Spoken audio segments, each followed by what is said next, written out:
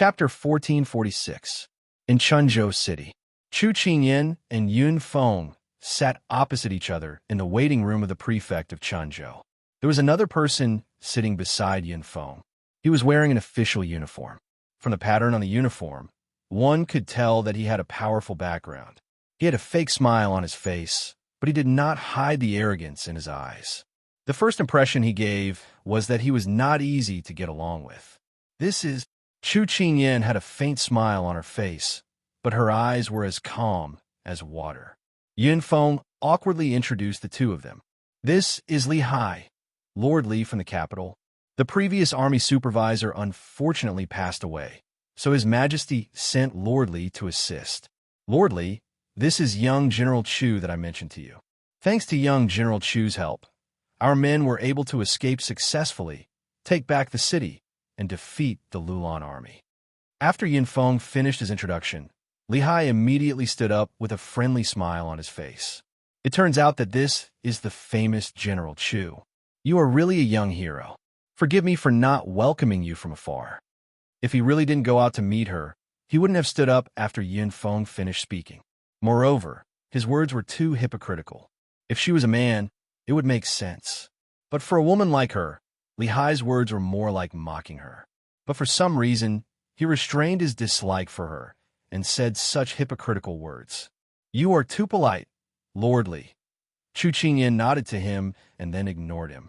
She directly faced Yun Feng and said in a more polite tone than Li Hai, General Yun, what can I do for you? Yun Feng replied, I heard that young General Chu began to gather the army today. Are you ready to set off? Chu Qingyan remembered that she had asked someone to inform him last night. She didn't understand why he mentioned it again, but she noticed that he was uncomfortable. She had a good impression of him, so she smiled and replied, Yes, it's almost time. I can't stay too long, and the current situation is under your control. There won't be any accidents, so I decided to leave tomorrow. Then she continued to say to Yun Feng, before Li Hai could interrupt, I have nothing to do here. I won't disturb General Yun and Lord Li from discussing military affairs. With that, Chu Qingyan stood up to leave. At this time, Li Hai seized the opportunity and said, Young General Chu, don't worry. You have made such a great contribution. How can you just leave like this? In the past few days, 70 to 80% of the city has been restored. This is a joyous event. Why don't we let General Yun prepare a banquet to celebrate the victory? At the same time, we can send you off. What do you think, young General Chu? She could feel Li Hai's dislike and even hostility towards her. Suddenly saying that he wanted to host a banquet to entertain her, she didn't believe that there wasn't something fishy going on. Chu Qingyan subconsciously wanted to refuse. Seeing the threat in Li Hai's eyes, Yun Feng frowned, but he still said before Chu Qingyan refused, Don't be so polite, General Chu. The soldiers have worked so hard for so many days. It's time for them to relax. It won't affect the journey tomorrow.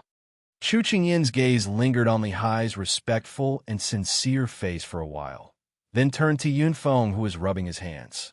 A light flashed in her eyes and then disappeared. She cupped her hands with a smile. Since the two of you are so kind, it would be impolite for me to refuse. After saying this, she didn't miss the success that flashed in Li Hai's eyes and Yun Feng's tightly clenched fists. After sending off Chu Qingyan, the fake smile on Li Hai's face disappeared. He glanced at Yun Feng and said in an aggressive tone, There can't be a single mistake in tonight's plan. Otherwise, you'll be beheaded to see His Majesty. Yun Feng lowered his head and pursed his lips. Yes. After walking out of the Fu, Huoling, who had been following his young princess, couldn't hold it in anymore. He said with a serious face, Young princess, there must be a trap in this banquet. Why did you agree? It's because I know it's a trap, so I want to see what they want to do. Chu Qingyan lifted the creases on her sleeves and smiled. Isn't there a saying? If I don't go to hell, who will?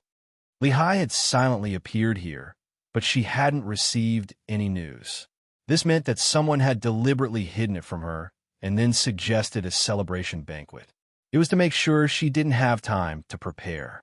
It was a pity that she was a person who liked to improvise. Young princess, does Master know that you're so bold? Every time a young princess revealed this kind of smile, it meant that she already had a plan. Hualing let out a sigh of relief and couldn't help but tease her. Chu Qingyan glanced at him when she heard this. Is it because your skin is itching after leaving your master in Turin? Hualing immediately raised his hands in surrender. Then he made a zipping motion at his mouth to show that he wouldn't speak anymore. She was amused by Hualing's actions, and the haze in her heart dissipated a lot. She waved her hand and then led her people back to her headquarters. There would probably be a change tonight, so she had to go back early to make arrangements. After returning, she gathered all of her confidants and gave them a series of orders. Very soon, they split up and acted separately. When night fell, they silently sneaked back. Is it all done? Chu Qingyan looked at the young talents with a smile in her eyes. It's all arranged. They were all in high spirits. Chu Qingyan nodded in satisfaction. Good. Then come with me to eat, drink, and play. She deliberately emphasized the last two words. Understood. Everyone rubbed their palms together, and they all smiled slyly. Therefore, the group of people headed to the manor. The banquet was to be held in the prefectural manners garden. It was said that the garden could hold at least a few hundred people, and there were many exotic flowers and plants planted there. It was a beautiful sight to behold. When Chu Qingyan heard about it, she scoffed coldly. Another vermin. Because all the generals were invited, Chu Qingyan's Lai army received several jars of wine and had them eat barbecued meat with Yunfeng soldiers in the open space in the city. This arrangement seemed very reasonable and very considerate, but only insiders knew that this was just the liveliness before hell descended. As long as they turned the corner and walked a few steps, they would arrive at the manor. Chu Qingyan's group was walking casually when a soldier suddenly appeared at the intersection in front. Who are you? What do you want? Hualing blocked in front of her and stared at the soldier in front of him. That soldier immediately knelt down and presented a letter to Chu Qingyan. He said in a trembling voice, "This one is a subordinate of General Yun. Just now, the general told this one to wait here for General Chu and deliver this letter to you." Chu Qingyan found this person familiar. After thinking for a while, she remembered that this person was from Yunfeng and she had seen him before. But according to Jean Xian's investigation, tonight's matter was definitely related to Yunfeng. Why did he send a letter to her? A trap within a trap? Bring the letter over and let me see. Chapter 1447. Hualing and the others had the same thoughts as their little Wang Fei. Even though she had said it, he still checked the letter first. When he didn't find any hidden plots, he gave the letter to her. Chu Qingyan opened it and skimmed through it. There was a subtle smile on her face, which made her subordinates itch. What did Yunfeng write in the letter? She gave the letter to the people around her to read so that they wouldn't pester her and ask her questions. This Yunfeng isn't ungrateful. Hualing snorted softly after reading the letter. Jean Xian, Su Yi, and the others nodded. He was loyal and didn't betray his master. Chu Qingyan curled her lips and said to the soldier, "Go back and tell your general that I appreciate his kindness." The soldier didn't know what these people meant. He felt that they weren't targeting him like before, so he happily took the order and left. Even without his reminder, we can safely get through tonight. Hualing turned to look at the person next to him. Little Wang Fei, is this person a fence-sitter? Appeasing both sides and falling at any time? He shouldn't be. Thinking of his behavior in the hall today, Chu Qingyan smiled faintly. Maybe he was coerced. The imperial order cannot be disobeyed. Also, he took the risk to tell us Li Hai's plan. He wants us to not attend the banquet and leave immediately. Everyone nodded. Master was right. Let's go. We are late. If we delay any longer, they will send people to catch us. Chu Qingyan smiled. She didn't feel like she was going to a banquet at Hongmen. She called her companions as though she was really going to a celebration banquet. Hualing and Jean Xian exchanged a look. They shook their heads and smiled before following closely. By the time they were ushered into the beautiful garden, the people inside were already impatiently seated. Because Chu Qingyan had taken the ethereal Hualing and the others to visit her Lai army before moving to the Fu, they encountered Yunfeng soldiers and were delayed for a while. So the official sitting next to Li Hai took the chance to have Chu Qingyan drink as punishment. The jug of wine was already in front of her, along with the exquisite wine cup. Chu Qingyan looked up and scanned the people present. Other than her own people, the people that Li Hai brought were all looking at her with unfriendly gazes and fake smiles. Yun Feng, on the other hand, had been looking at her in shock the moment she walked in. His gaze was very complicated, as if he was questioning why she was here. His gaze was fixed on the wine cup, and his lips were tightly pursed. She looked around in the blink of an eye, but she could clearly see the faces of these people. At this time, the waiter had already filled her cup with wine, not giving her the slightest chance to refuse. She smiled faintly, picked up the wine cup, and thoughtfully toasted the people present. This Chu didn't mean to be late, but this is the truth, so this Chu won't refuse. As punishment, this Chu will drink 3 cups to liven things up. With that, Chu Qingyan raised her head and drank the wine. Then she poured 2 more cups and drank the same thing. Because only men were attending this occasion, she also dressed as a man. Her appearance was handsome, her temperament was outstanding, and her behavior was natural and unrestrained. If the officials hadn't known in advance that she was Xiao Su's fiancée, they would have been unable to help but applaud her forthright behavior. When Li Hai saw her drink the wine he prepared, his eyes lit up. Then he said a few polite words to Chu Qingyan and let everyone eat and drink to their heart's content. Come, let's give a toast to young General Chu as well. It is all thanks to her that we can sit here so peacefully. An official beside, Li Hai raised his wine cup towards Chu Qingyan. Chu Qingyan replied politely as well. Once there was a first, there would be a second. Soon, people began to walk over. When the other party came to toast, Chu Qingyan understood clearly, but she didn't refuse them and drank with them. Under Chu Qingyan's instructions, her men also joined in the lively atmosphere. They all headed towards the officials on the field. She knew that her men were all experts at persuading people to drink, and they would definitely be able to get these people drunk. Toasts were exchanged, and the dancers danced in the center. The entire banquet gradually reached its climax.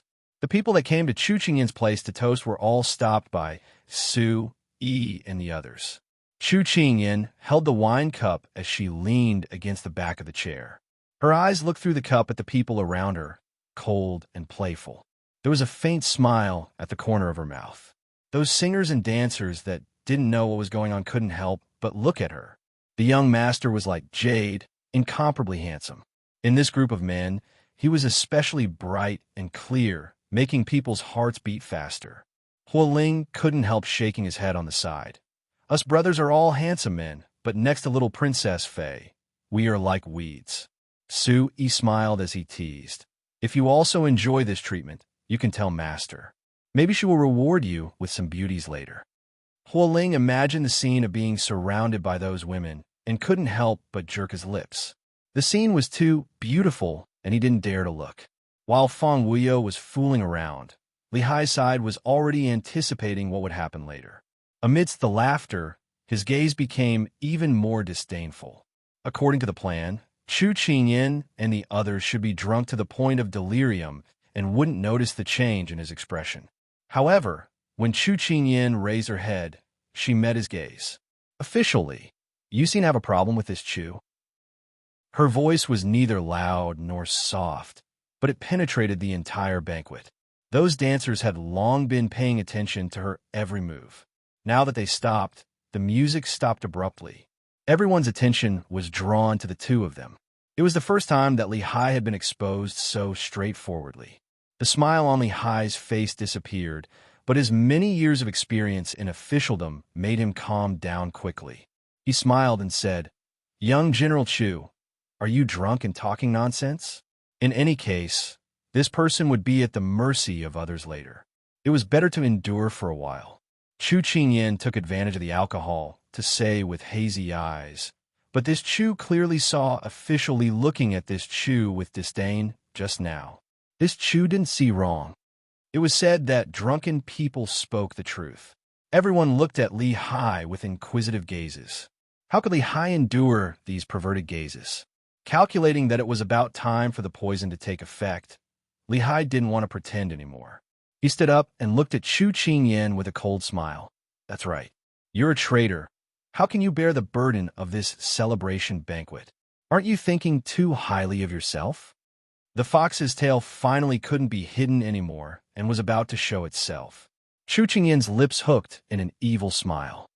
I didn't expect this Chu to work so hard for the people and drive away the enemy. In the end, I'll be called a traitor. With this, how can the heroes of the world dare to work for the imperial court in the future and work for the good of the people? When these words fell, Li Hai's expression turned ugly. But when he saw Chu Qingyan's drunken state, his expression turned smug. Chu Qingyan, do you think that your glib tongue can help you get away? Stop dreaming. You and your traitors won't be able to walk out of here tonight. He picked up the wine cup and poured the wine in it. Through the wine, he smiled slyly. This wine was specially prepared for you. Chapter 1448. Of course, there was something wrong with the wine, but how could Chu Qingyan not know? However, Chu Qingyan pretended to be in disbelief. She widened her eyes and raised a finger to point at him. Officially, I have no grievances with you. Why would you frame me like this? Seeing Chu Qingyan's deflated expression, Li Hai was in a good mood and laughed out loud. Then, he stopped laughing and said, gloatingly, Chu Qingyan, the King of England has rebelled and is opposing the imperial court. Sooner or later, he will be arrested by His Majesty. As his fiancé, you raised an army without the imperial court's permission. This crime is enough for you to be beheaded several times. This official indeed has no grievances with you, but you should never have offended the people above you. Doesn't officially know what it means to obey authority? If the country hadn't encountered such a disaster, do you think I would appear here? Also, officially is speaking in such a dignified manner. Isn't it to hide the fact that the people above want to get rid of you after you've outlived your usefulness? Chu Qingyan held the wine cup and swayed from side to side. It was as if she dared to question him like this because she was drunk. Chu Qingyan's bombardment of questions made Li Hai's expression turn ugly. However, when he saw that she and the people she brought were all drunk and limp in their chairs, his expression turned better. Chu Qingyan, you're about to die and you're still talking nonsense. Chu Qingyan didn't seem to hear his words. Instead, she supported her chin with one hand and calmly continued, officially, if possible, can you ask His Majesty for me? Since he wants people to protect the country and the people for him.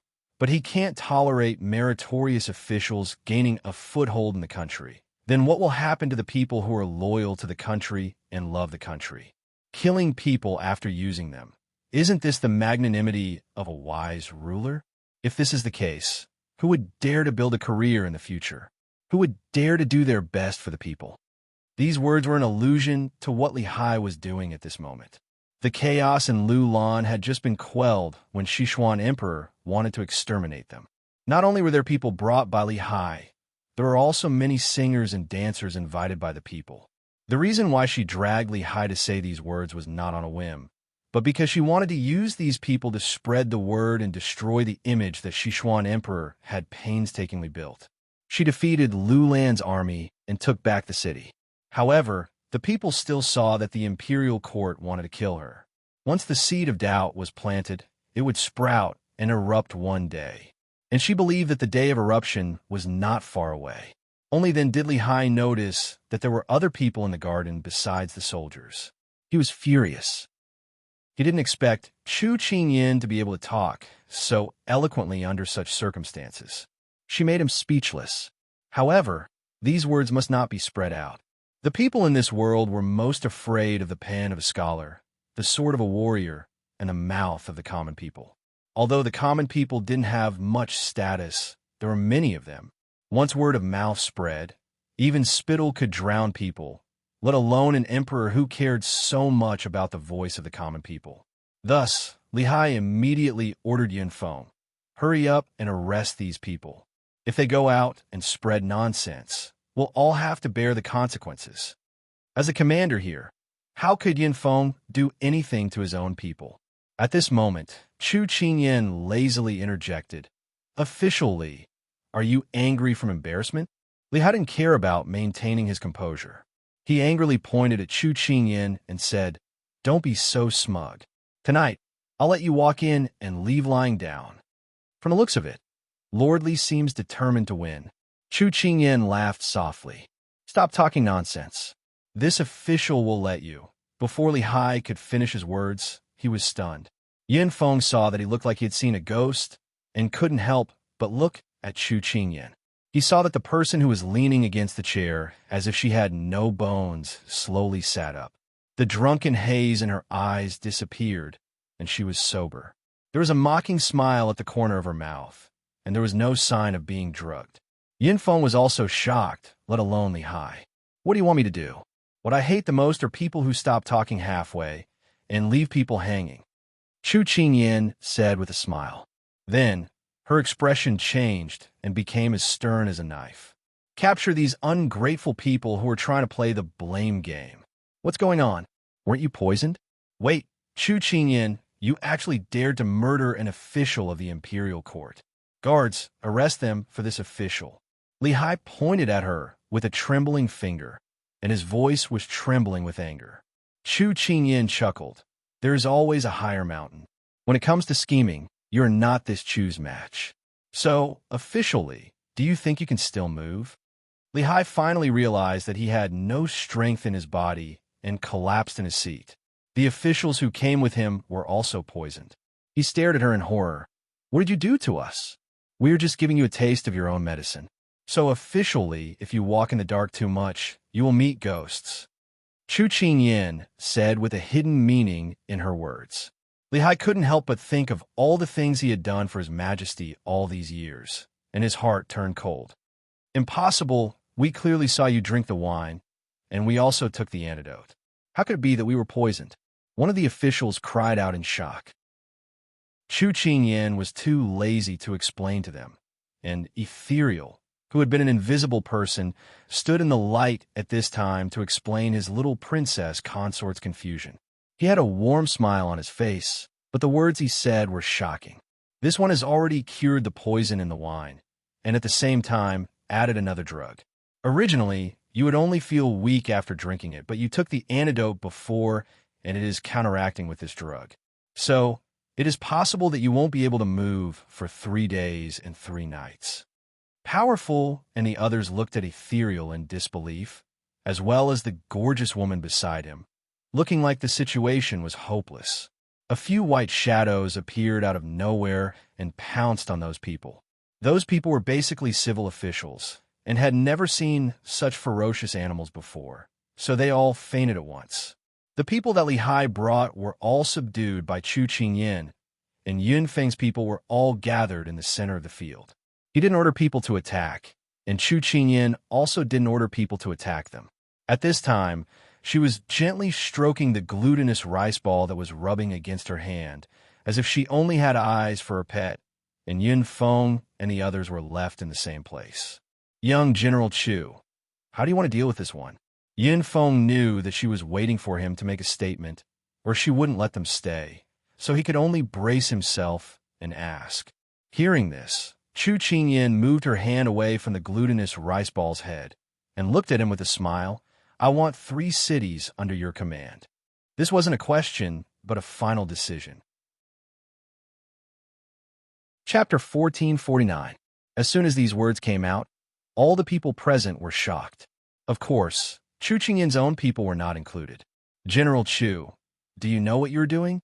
After being shocked, Yun Feng looked at her unbelievably, as if he had just heard an illusion. The glutinous rice ball rubbed her hand again and licked her fingers, attracting her attention. She lowered her head and stroked its head again.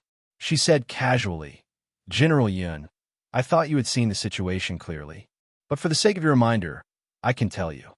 In her unhurried voice, Yun Feng had slowly found his reason, but his expression was still shocked. Maybe it was hard to imagine that a woman would have such a bold idea. His Highness didn't care about the past and promised the imperial court to resist the enemy with you. But what did you do? Burn the bridge after crossing the river? Kill the donkey after it has outlived its usefulness? Chu Qingyan's voice slowly condensed at this time, with a trace of coldness. "Do Do you think His Highness is still the stupid person who only did things for the people and was fooled by the Emperor in the end? Now, I can tell you that even if His Highness can tolerate this, I can't. Surrender or die. This is the choice I'm giving you. When she said this, Yin Feng found that her eyes were not on him, but on the civil officials who woke up faintly through him. But their mouths were gagged, so they could only whimper at this time. Chu Qingyin didn't intend to let them speak. She took back her eyes from them and smiled coldly. Yin Feng suddenly found that even though he had lived for most of his life, he couldn't see through the girl in front of him. She was about the same age as his daughter, but he always felt that he had nowhere to hide in front of her. Since I can protect all of you, I can also destroy all of you. If all of you had not played this trick before I left, I would not have hurt any of you. Now, I, Chu Qingyin, will be taking these 3 cities. This is not a discussion. I'm just informing you. Chu Qingyin looked at Yin Feng with a gentle smile, waiting for him to express his attitude calmly, as if the threatening words just now were not from her mouth. Until today, Yin Feng realized what it meant to be powerful without being angry, and that you were willing to surrender. After he recovered from his daze, he ignored the moaning of the ministers behind him and quickly took out 3 tokens from his sleeve, respectfully presenting them with both hands. These tokens are what young General Chu deserves. This Yun is willing to advance and retreat together with your Highness Prince Ing.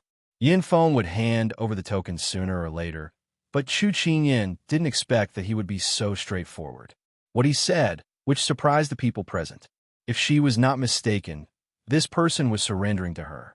To be more precise, he wanted to join the Ice Cube's camp. Chu Qingyin waved her hand, and someone took the tokens. However, she didn't let him stand up immediately. Instead, she squinted at him. However, Yin Feng was like a stone, letting her look at him. Finally, Chu Qingyin said slowly, General Yun, as for the last sentence you just said, I'm stupid. I don't know what you want to express. Hearing this, Yin Feng put his hands on the ground and kowtowed with his head, saying word by word. Li Hai's action this time was to follow His Majesty's order. However, he killed a loyal general in such a way, which really makes me disappointed. I don't know when I will be treated like this. I feel that His Royal Highness is benevolent and magnanimous, serving the country and the people. He has always been the object of my admiration. Now that I have this opportunity, I'm willing to follow His Royal Highness. No matter what the future is, I'm willing to follow His Royal Highness and fulfill my ambition. These words were not impassioned. They only expressed his disappointment in the current emperor, his admiration for Xiao Su, and his firm desire to follow His Majesty. Chu Qingyin originally planned to arrange a proper place for Yun Feng after he handed over the tokens. Although he couldn't take charge of the military power, he could be worry-free. After all, this old general was honest and magnanimous. He didn't have the intention to harm her. He even tipped her off and arranged a way for her to escape. He was a precious good man. However, she didn't expect that he would want to join Big Ice Cube. This was an unexpected surprise. She was worried that no one could help her take care of military affairs. Chu Qingyin stood up and walked quickly to him. She helped him up with both hands and showed a sincere smile on her face. I'm very surprised and touched by General Yun's words. If His Majesty knows, he will be very happy. We lack people like you. Please give me more advice in the future. Yin Feng immediately took a step back and bowed again. He said respectfully and emotionally, Thank you for your kindness, General Chu. I will live up to your expectations. Chu Qingyin smiled and waved her hand. Those eyesores were taken away. The whole garden was cleaned up. The wine was served again. The banquet really began at this time. Chu Qingyin poured wine for Yun Feng in person. Yun Feng was so excited that he picked up the wine and toasted, Thank you, General Chu, for your willingness to let these soldiers go and let people treat their wounds. In the fight with Lu Lan, his people suffered heavy losses. Almost all of them were injured. Although they also had military doctors, they were not as skilled as those brought by Chu Qingyin. General Yun, you don't have to be so polite. They are loyal to you and have joined our army now. They are family and should help each other. Chu Qingyin waved her hand indifferently. The two chatted for a while. Without the solemn atmosphere of leading an army, Yunfeng found that this young girl in front of him was very talkative. No matter if it was the mountains and rivers or the art of war, she could talk to him about it. They instantly became much closer. Yunfeng drank a lot of wine and also relaxed. General Chu, if I don't hand over the token, how do you plan to deal with us? Before Chu Qingyin could speak, Hualing on the side spoke first. Hualing said with a cunning expression, General Yun, even without your token, the 3 cities are already in our hands. After my family's little princess found out the purpose of your banquet, we changed the city guards of the 3 cities. To us, the token is actually dispensable. Yunfeng was stunned. He turned to look at the person who was as beautiful as a peach blossom, and there was fear in his heart. Could it be that General Chu was already prepared? Chu Qingyin shook her head. No, I was already prepared to leave this place, but something was wrong with your side that caught my attention. Then I kept an eye on it. If you wanted to harm us, we would replace you. I just didn't expect that the people I just arranged would be useful so quickly. Yunfeng shook his head and laughed.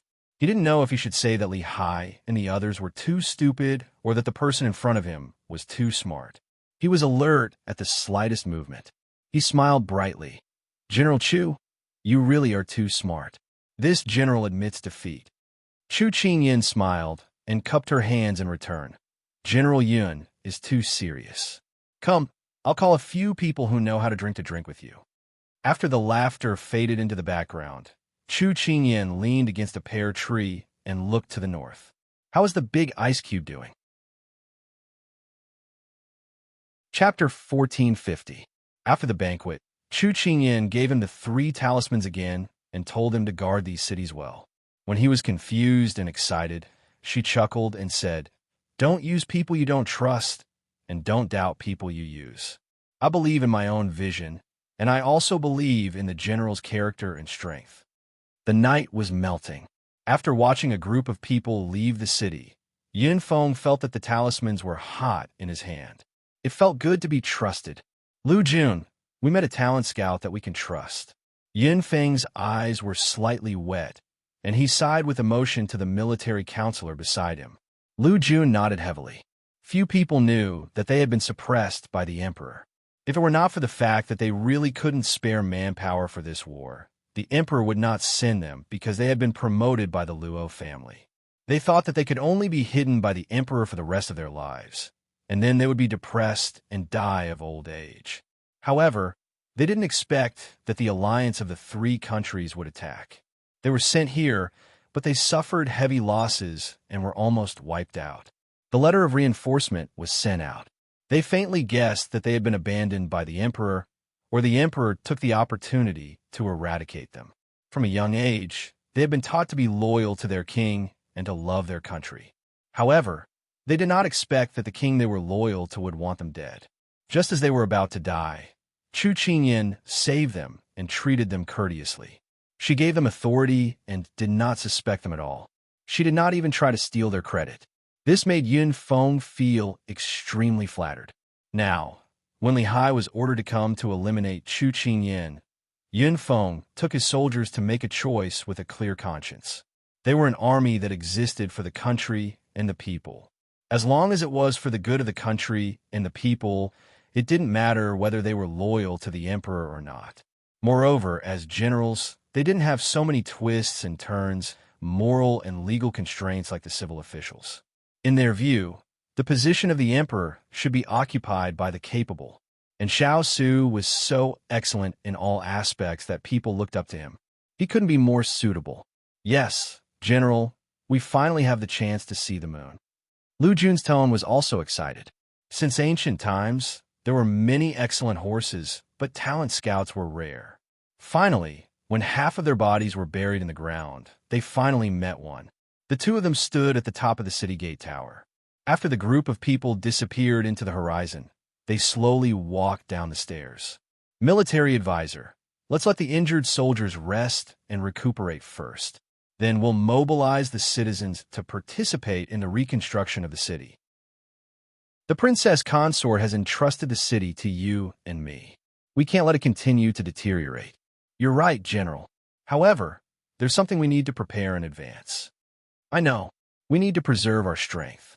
Who knows when His Highness will officially start a war with the imperial court.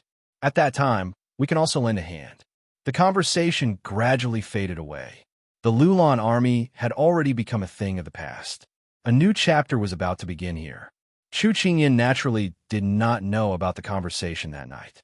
At this moment, she was galloping towards the north. Right after the banquet ended, she received a letter. The contents of the letter made her tremble with anger and panic at the same time. It said that not long after the Southern Blue Army was defeated, Xiao Ran made a move on her family's big ice cube. Now, the two sides were like fire and water. The letter only mentioned this. She did not know what happened after that. Because of this, she could not sit still. Overnight, she led the troops to leave Raozhou and went straight to the north. Yin Feng only had 30,000 troops under his command. It was just enough to protect the 3 cities.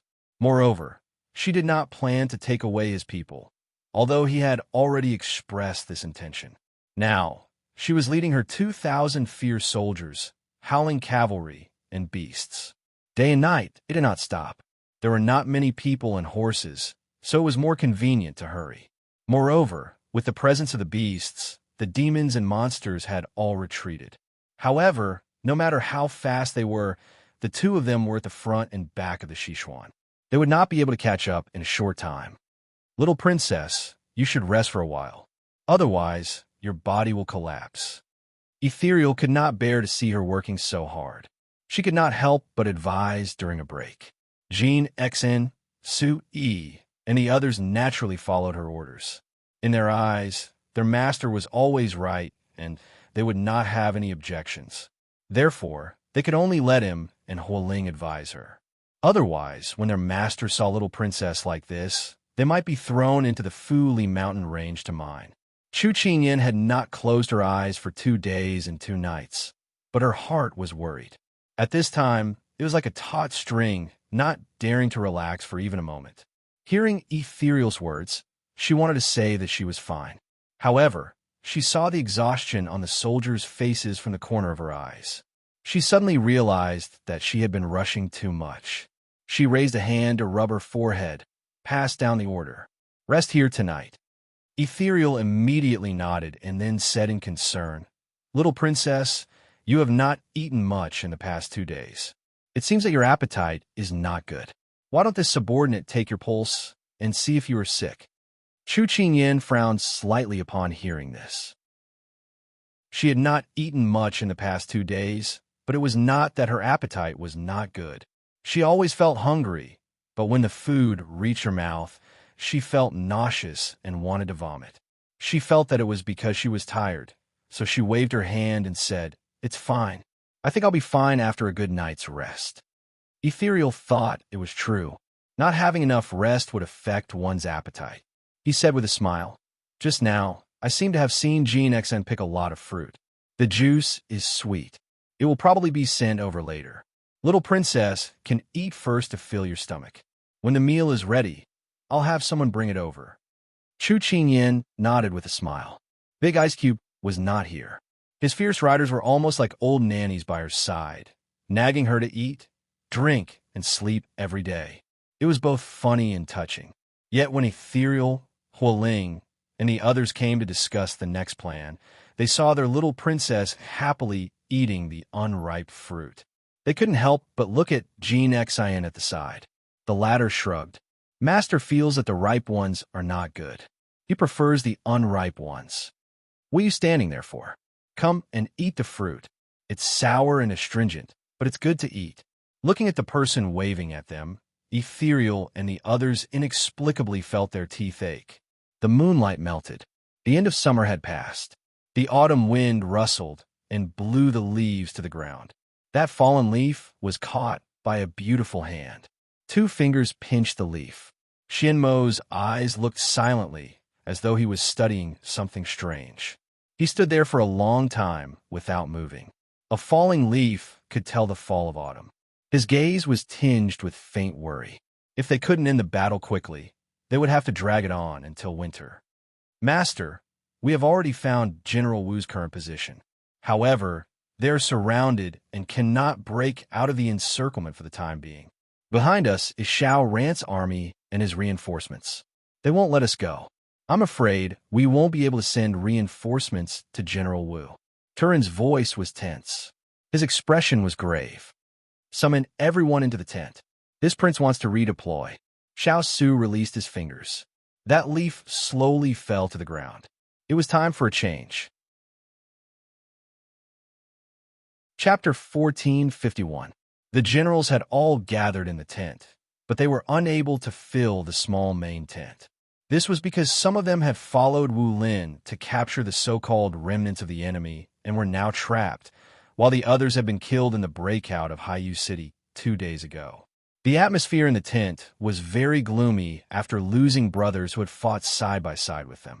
The number of generals present could be counted on one hand. Is everyone here? Xiao Su lifted his battle robe and sat down on the main seat.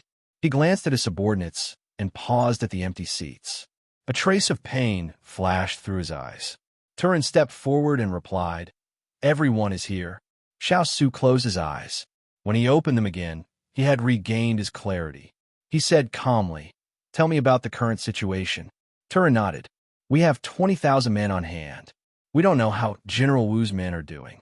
Right now, we are about 100 li away from General Wu. If we ride at full speed, we can reach him in a day. However, Xiao Ran's men are only 10 li away from us. He has 30,000 men and 200 million reinforcements. His numbers far exceed ours. Furthermore, there are still 30,000 men that Xiao Ran sent to besiege General Wu between us and General Wu. If they rush to reinforce Wu Lin now, Xiao Ran's men would follow closely behind. The people besieging Wu Lin would also pounce on them. At that time, they would be attacked from both sides. With their current 20,000 men, their chances of victory were almost zero. How is General Lu's situation? Xiao Su rubbed his left thumb and index finger. His expression was calm. No one could tell what he was feeling at this moment. Our provisions, Turin lowered his head and took a deep breath before saying, have been destroyed. Even though everyone present had mentally prepared themselves, they were still shocked by this news. The bad news came one after another. Every one of them was a fatal blow. Xiao Su leaned back in his chair and raised his hand to rub his aching forehead. The emperor had already started planning. He understood his personality and knew that after defeating the Southern Blue Army, he would not stay for long and would continue to head to the front lines. Therefore, when his provisions were in advance, the emperor had sent people to keep an eye on him. When Xiao Ran made a move against him, the emperor had immediately burned his provisions. Because he had already prepared sufficient provisions, the emperor could not take them away. He was also afraid that Xiao Su would snatch them back, so he had people destroy them. In these years, the Sichuan's costs had decreased. He did not expect the emperor to be so ruthless to burn so much of his provisions. It was clear how much he hated Xiao Su and wanted him to immediately disappear from this world. Although the current situation was very unfavorable to them and could be said to be roasted on a fire, the generals present did not panic because of this. This was because it was not their first time experiencing such a hopeless situation. The person who pulled them out of the quagmire was right in front of them. Therefore, as long as they followed the Lord, they would have a chance to survive. They had always believed so. At this time, Xiao Su was silent, as if he was deep in thought. Everyone was careful not to make any noise to disturb him. After a while, the person who was as still as a statue moved. His eyes flashed and revealed his sharpness. He stood up and stared coldly at the map. Everyone followed his movements and gathered around him. Xiao Su pointed at Xiao Ran's current position and said, "They're not making a move right now. It seems like they're waiting for our next step, but we can't guarantee when they'll make a move, so we can't stay here for too long." He pointed at Wu Lin's position. Wu Lin has 30,000 people. If they want to eat them, it will not be that easy. Therefore, send a message to him first. Let him hold on for a few more days and delay the 30,000 soldiers. Someone nodded. What was left was 20,000 against 50,000.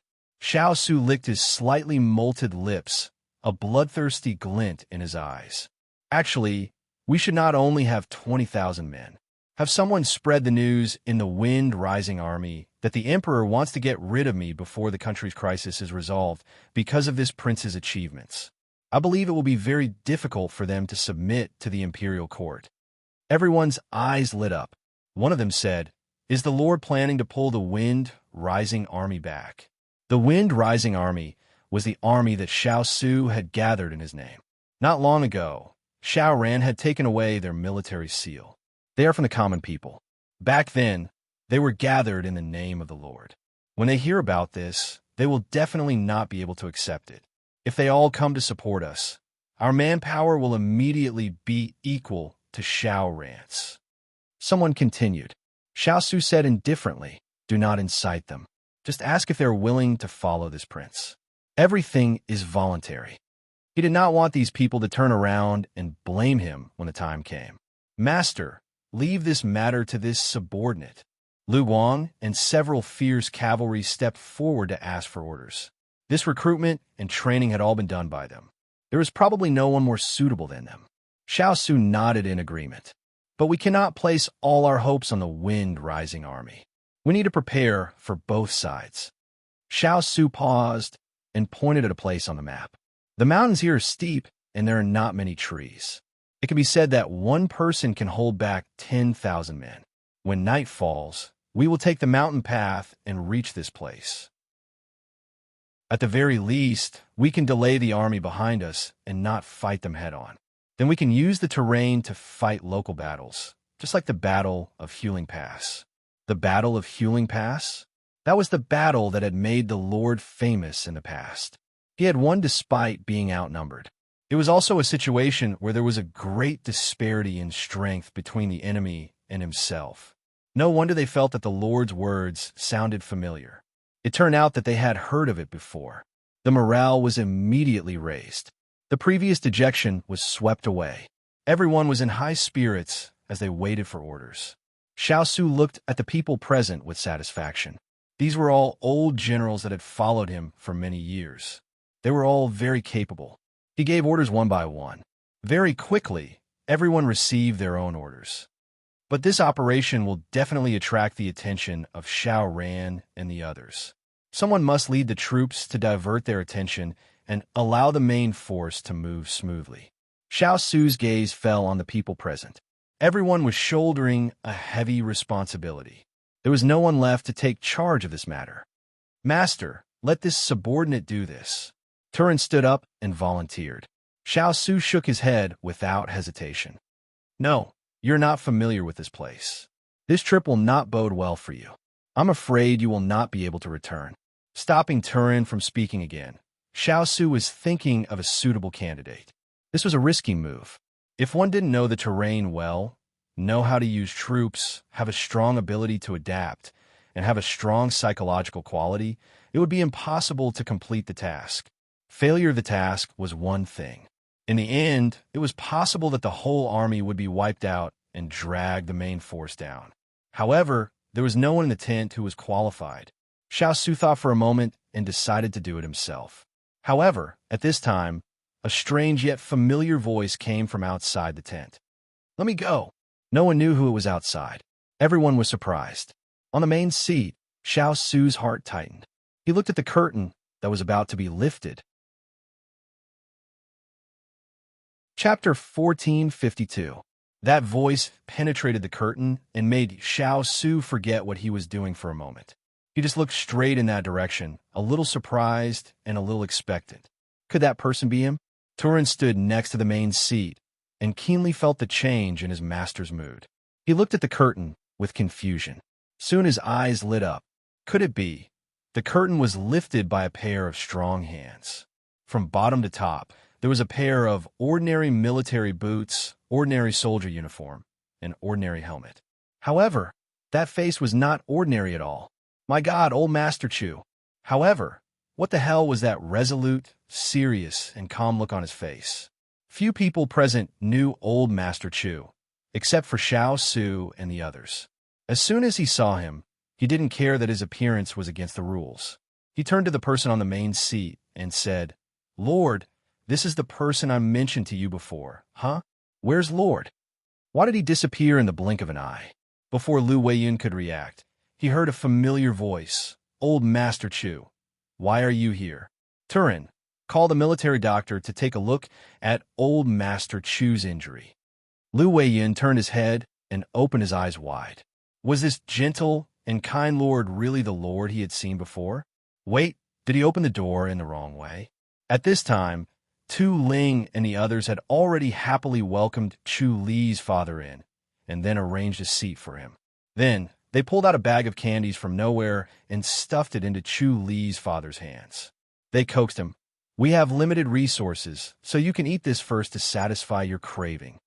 As soon as he finished speaking, the military doctor arrived and quickly helped Chu Machen's father examine his injured arm. This change seemed to be natural in front of Lord, but the generals present were stunned and couldn't come back to their senses for a long time. At this time, a general who was close to Turin asked in a low voice, "Who is this person? How can he be treated so well by Lord?" Turin turned his eyes to the person who cooperated with the military doctor and chuckled. "This is Master's father-in-law, the little princess's biological father." This news exploded in the small tent. Ah, the man who made Lord lose 30% of his fierceness and 70% of his coldness was his father-in-law. Heavens, didn't they say that this old man was as innocent as a child? How could he be so awe-inspiring? Moreover, he was incomparably handsome like a god. The military doctor stood up and bowed to Xiao Su. "It's just a minor injury. It's not a big deal. It'll heal in 2 days." Xiao Su nodded and told him to leave after applying the medicine. Then he looked around. Those generals were also very perceptive. They all left to do their own things. But before they left, they couldn't help but curiously look at this lord's father-in-law who suddenly appeared. The main thing was that he was completely opposite to the rumors. And the one who was more shocked was Lu Weiyin. He actually let the old man be a soldier under him. Would he be beaten to death by Lord? At this time, Xiao Su and Chu Yunqing's father officially met. "Old master, you should rest well in the military camp for the next 2 days. Once you've recovered, I'll have someone send you back." Xiao Su sat down beside him. He didn't mention a word of what Chu Yunqing's father had said when he appeared. Chu Yunqing's father shifted his gaze from the sugar packet in his hand to the peerless son-in-law in front of him. He said word by word, "I'm not going back. I've remembered everything in the past. I can help you." As he spoke, he briefly recounted what had happened recently and the process of his recovery. He spoke clearly and normally. Clang! Turin's tea spilled all over the floor. He stared at Chu Yunsheng in disbelief. "You've recovered your memory?" Yin Luo and Ethereal had tried their best to prevent him from remembering the past. Everyone thought that the road ahead would be long and arduous. Unexpectedly, he remembered everything as soon as he turned around. Moreover, it seemed that he had recovered from his illness. If he hadn't confirmed his identity, he would have thought that someone was impersonating him. After receiving confirmation from Chu Yunqing's father, Turin was wild with joy. Xiao Su met Chu Yunqing's eyes. They were no longer confused and innocent, only clear and far-sighted. In fact, he had already noticed a change in Chu Yunqing's aura when he came in just now. He had a vague suspicion in his heart. Now that he had confirmed it, he was overjoyed. He finally got rid of one of his worries. If the little fellow knew about it, she would be overjoyed. However, he wouldn't agree with Chu Yunqing's suggestion. "You just come back, and you just recovered from serious illness. You should rest well. As for the battle, I'll consider other suitable candidates. You don't have to worry," Xiao Su said gently. He also summoned a soldier to take him away to freshen up. However, Chu Yunqing's father spoke in an extremely calm voice. "No one is more familiar with this place than me. I believe I'm the most suitable candidate." Xiao Su's expression didn't change. He still looked calm and indifferent. "Even so, I won't let you take this risk." His voice was gentle, but there was no room for negotiation. However, what kind of person was Chu Yunqing's father? In the past, when he was naive, he would pester his son-in-law to follow his wishes. Now that he had recovered his memory, he was no longer as shameless as before. However, he was still shrewd. Who didn't know how to persuade his son-in-law with reason? "In the past, I was framed here and lost 100,000 brothers. Son-in-law, this is where I fell. Now, I want to stand up again. Otherwise, I'll never be able to get over this hurdle. I hope you can understand. You don't want me to live with regret for the rest of my life, right? With this last sentence, Xiao seemed to see the past in Chu Yunqing's eyes. Every time something happened, Chu Yunqing would look at him with starry eyes. He couldn't refuse him, and he couldn't keep a straight face. But this time, it's really dangerous. Not only do we have to divert the enemy's attention, but we also have to find a way to contact Wulin. If we're not careful, we'll be wiped out. Father, this isn't child's play. Xiao tried to persuade him. However, Chu Yunqing's father was determined. He narrowed his eyes and looked at him. There's no such thing as father and son on the battlefield. As a general, what you should do is to know people well and not be tied down by emotions. My experience on the battlefield is no less than that of your subordinates. This time, the terrain is special. You know that no one is more suitable than me. Give the order, son-in-law. This isn't. Before Xiao could finish his words, he was interrupted. Son-in-law, if you don't agree, I won't let Kai marry you.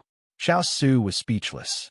Chu Yunqing's father had become a steady person after not seeing him for a while. Turin was happy, but he also felt a little lost. Would no one call him Black Impermanence in the future? Although he used to reject this strange title, he felt a little lost now. In the future, he was afraid that there would no longer be such a person who would secretly follow him around just to give him a chicken drumstick as a midnight snack. There would no longer be such a person who would innocently and cutely ask him for candy buns or talk endlessly into his ear. There would no longer be such a person who would run over to him with chicken feathers on his head to complain that Little White, Little Yellow, or Little White had bullied him again and wanted him to take revenge for him. Black Impermanence. Chapter 1453. Turin thought that he was hallucinating when he heard the voice that was arguing with his master a moment ago. He continued to walk forward. Black Impermanence, you heartless bastard. You didn't even answer when I called you. It's so annoying. As soon as the voice fell, Turin thought that he was hallucinating, but he felt that his head was slapped hard by someone. Of course, the force was not strong, but the person's face was fierce, and he looked a little aggrieved. Old master? Turin rubbed his eyes. When he saw who it was, he still looked like he had seen a ghost. The person in front of him had clear eyes like a stream. His cheeks were puffed up, and his hands were clenched into fists and stamped his feet. The words, "I'm not happy," were almost written on his face. Wasn't he serious in the camp just now? Why did he suddenly change into his old appearance?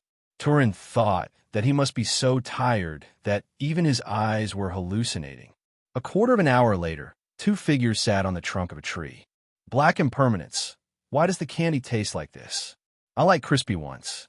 This one is so hard. Chu Yunqing took a bite and felt that his teeth hurt.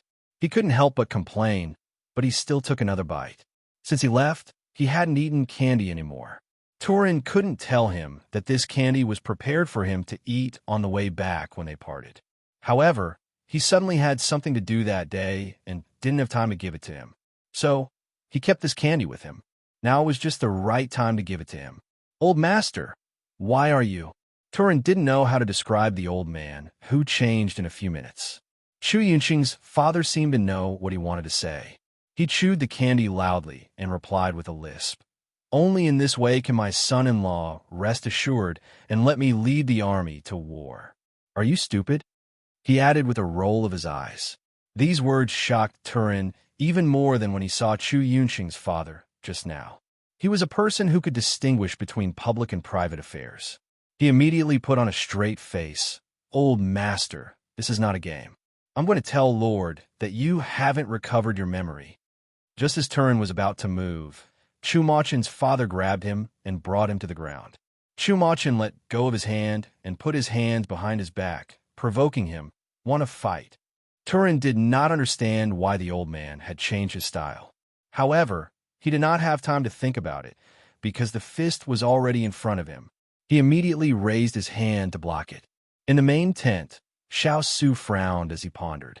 His mind was filled with the conversation he had just had with the old man. He began to recall the old man's deeds before his accident. Chu Huayuan had already made a name for himself in the capital when he was a little over 10 years old. He had defeated the martial arts champion of that year. If it weren't for the fact that he was too young to participate in the champion competition, he would have already become an official in the imperial court.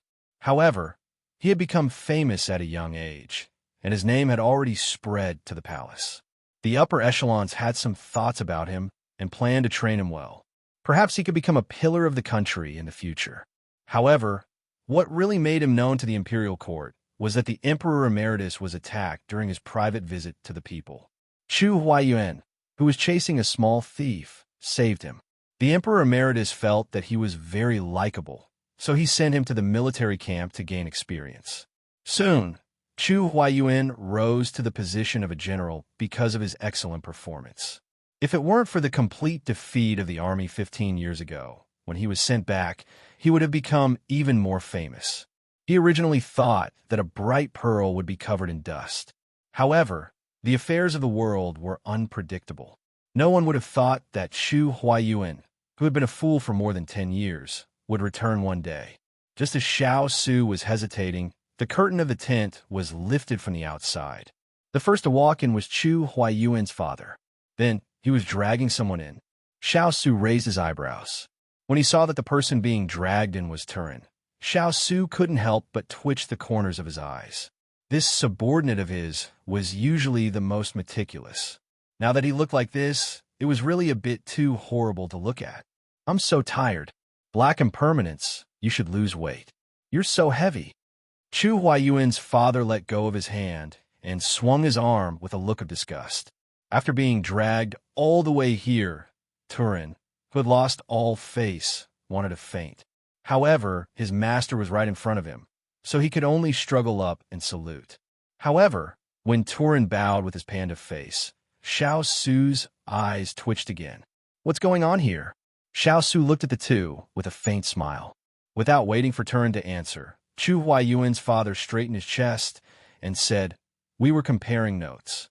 His martial arts were too weak, so he was defeated by me. Son-in-law, didn't you say last time that as long as I beat Turin or Huling, you would let me fight? I'm not afraid that you won't admit it, so I brought him here." It was just that the way he brought him here was a bit special. He would never admit it. "Is that so?" Although this was the truth, Xiao Su still asked to give his subordinate a way out. Turin's face was darker than the bottom of a pot. If it weren't for the old man starting a fight without a word, he wouldn't have found his way. Although he didn't dare to kill him, in all fairness, the old man's martial arts were indeed above his. Especially towards the end of the fight, he clearly found that the old man's martial arts were more and more smooth. Perhaps it was because he hadn't used martial arts for many years and was slowly becoming proficient. What the old man said is the truth. Turin's skills are not as good as others. Earth Spirit admitted it without hesitation.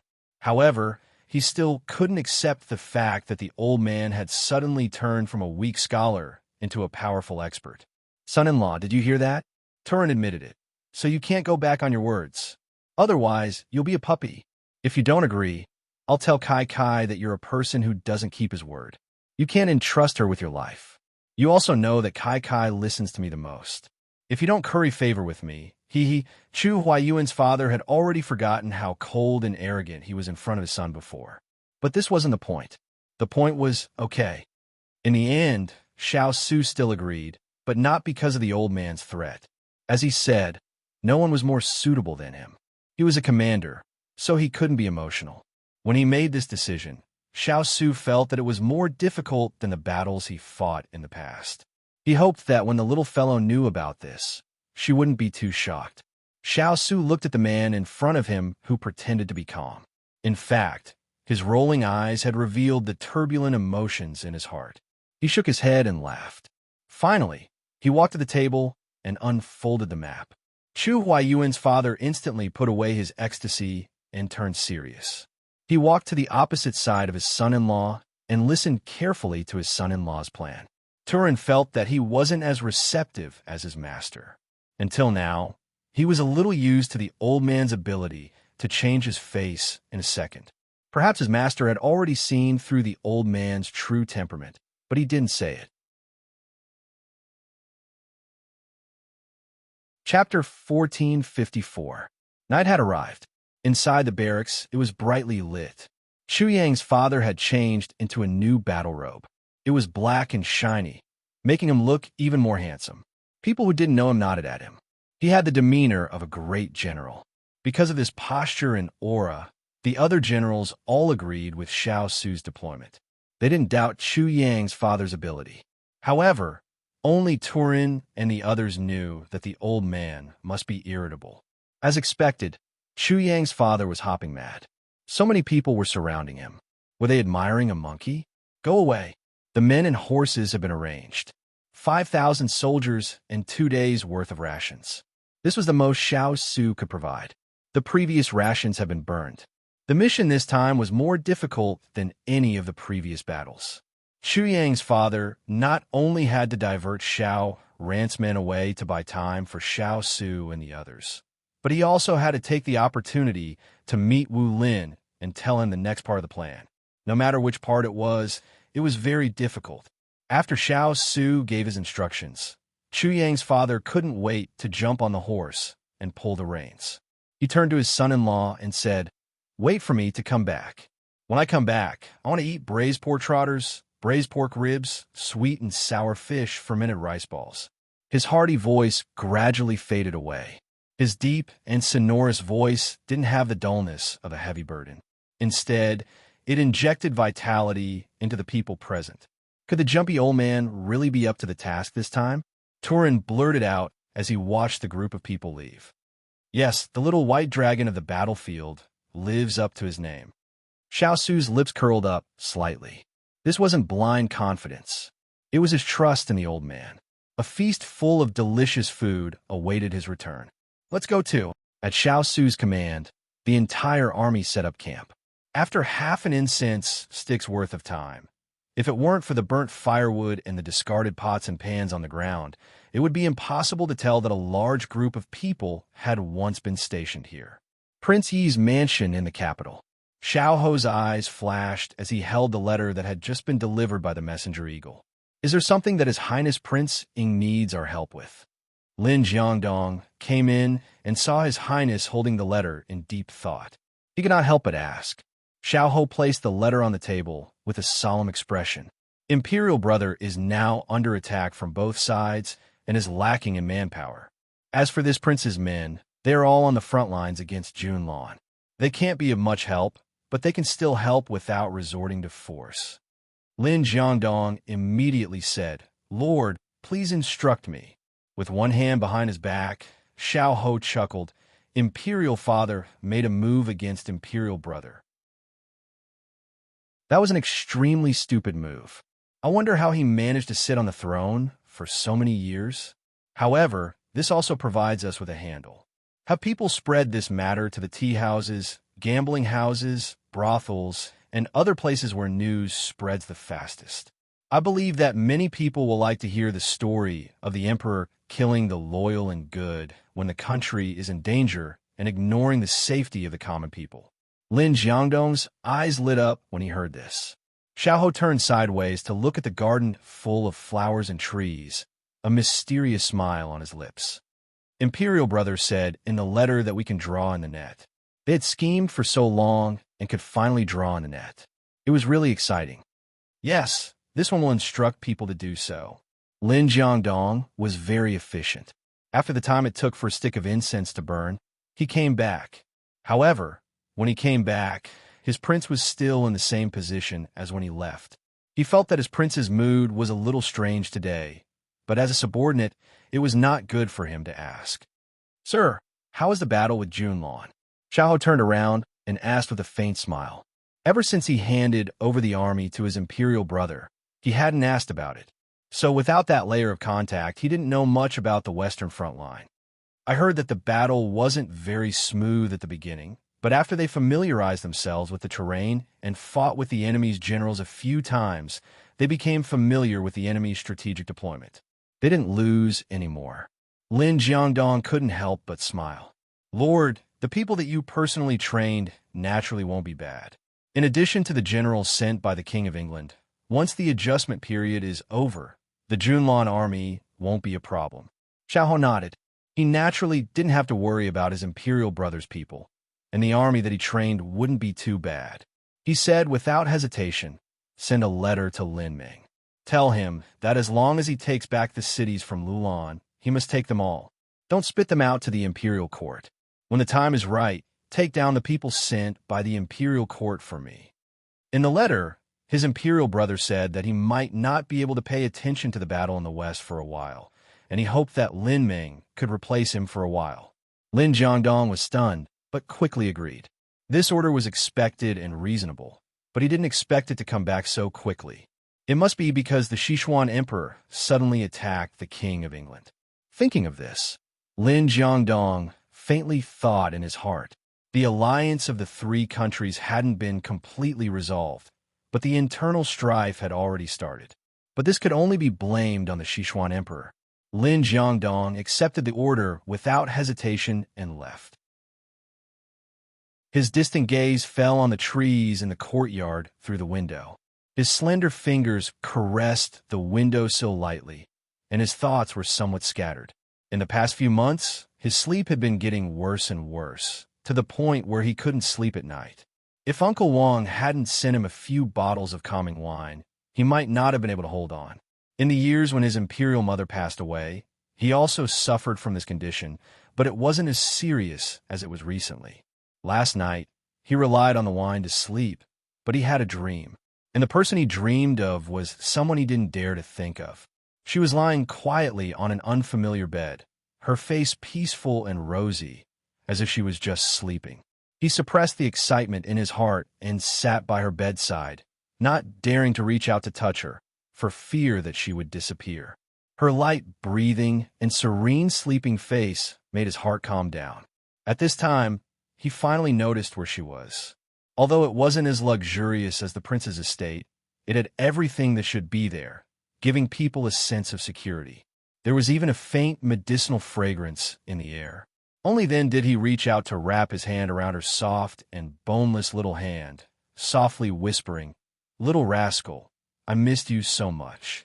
This sentence seemed to have been brewing for a long time, and it could finally be said. That pair of gentle and elegant eyes gradually turned red.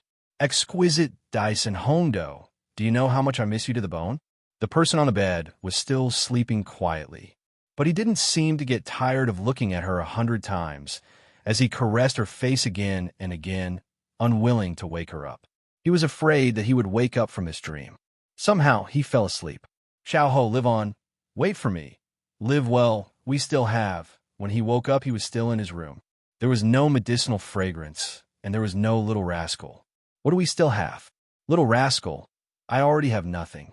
The person by the window held her forehead, arched her body, and slowly let out a whimper. If it wasn't for the pain in her heart, how could she be unable to control herself? But he didn't notice that the person in his dream had a slightly bulging belly under the quilt. If he had noticed, he would have understood her meaning. "Xiao Ho, you still have me. We still have a child." Chapter 1455. Inside the main tent of the heavily guarded barracks, the atmosphere was very gloomy. Xiao Ran's eyes swept angrily to the generals in front of him, who hung their heads in silence. "How did you find out the news? There are only a few thousand people on the other side, and they don't give up Xiao Su's main army. Where did your eyes go?" The anger was suppressed, but Xiao Ran's raised tone still made everyone shrink back. One of the generals stood up and blamed himself. "I really didn't know that they actually disguised themselves as an army of 20,000. Your Highness, please punish me." "Is there any use in punishing you?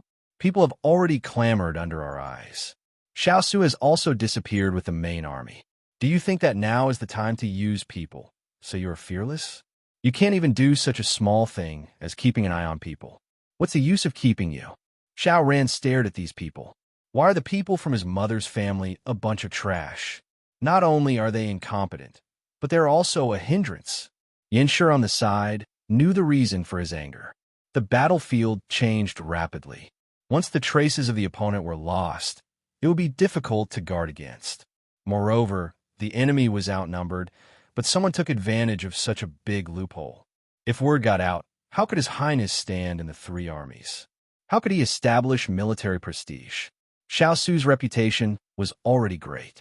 Now, with this matter, perhaps, Yinshe thought of the rumors that had been spreading wildly in the Rising Wind army recently. His Highness still didn't know about this. If he knew, he would be even angrier. Go to the torture room to receive 30 canes. The remaining 70 canes will be given when the war stops. Get out. Now I don't want to see you at all. At this time, Xiao Ran's cold voice sounded, and Yinshe had a bad feeling in his heart. Many of the people present were old generals. Originally, when they heard this young man degrading them so badly, they were already dissatisfied. Now, regardless of the occasion, he actually wanted to punish them. When something happened, his first reaction was not to save the situation, but to punish them. Many people were angry, but did not dare to say anything. The enemy was so childish. No wonder the emperor would take action against the King of England at this time. Sure enough, if the upper beam is not straight, the lower beam will be crooked. Although they thought so in their hearts, they still went down sullenly. Yinshe was Xiao Ran's confidant. After everyone left, he immediately stepped forward to comfort him. Your Highness, although the King of England has tricked us, he only has more than 10,000 people on his side. We don't have to worry about them at all. We only need to send more people to besiege the general who shouted. I think his thousands of people are nothing to be afraid of. After Xiao Ran heard this, his anger subsided a little.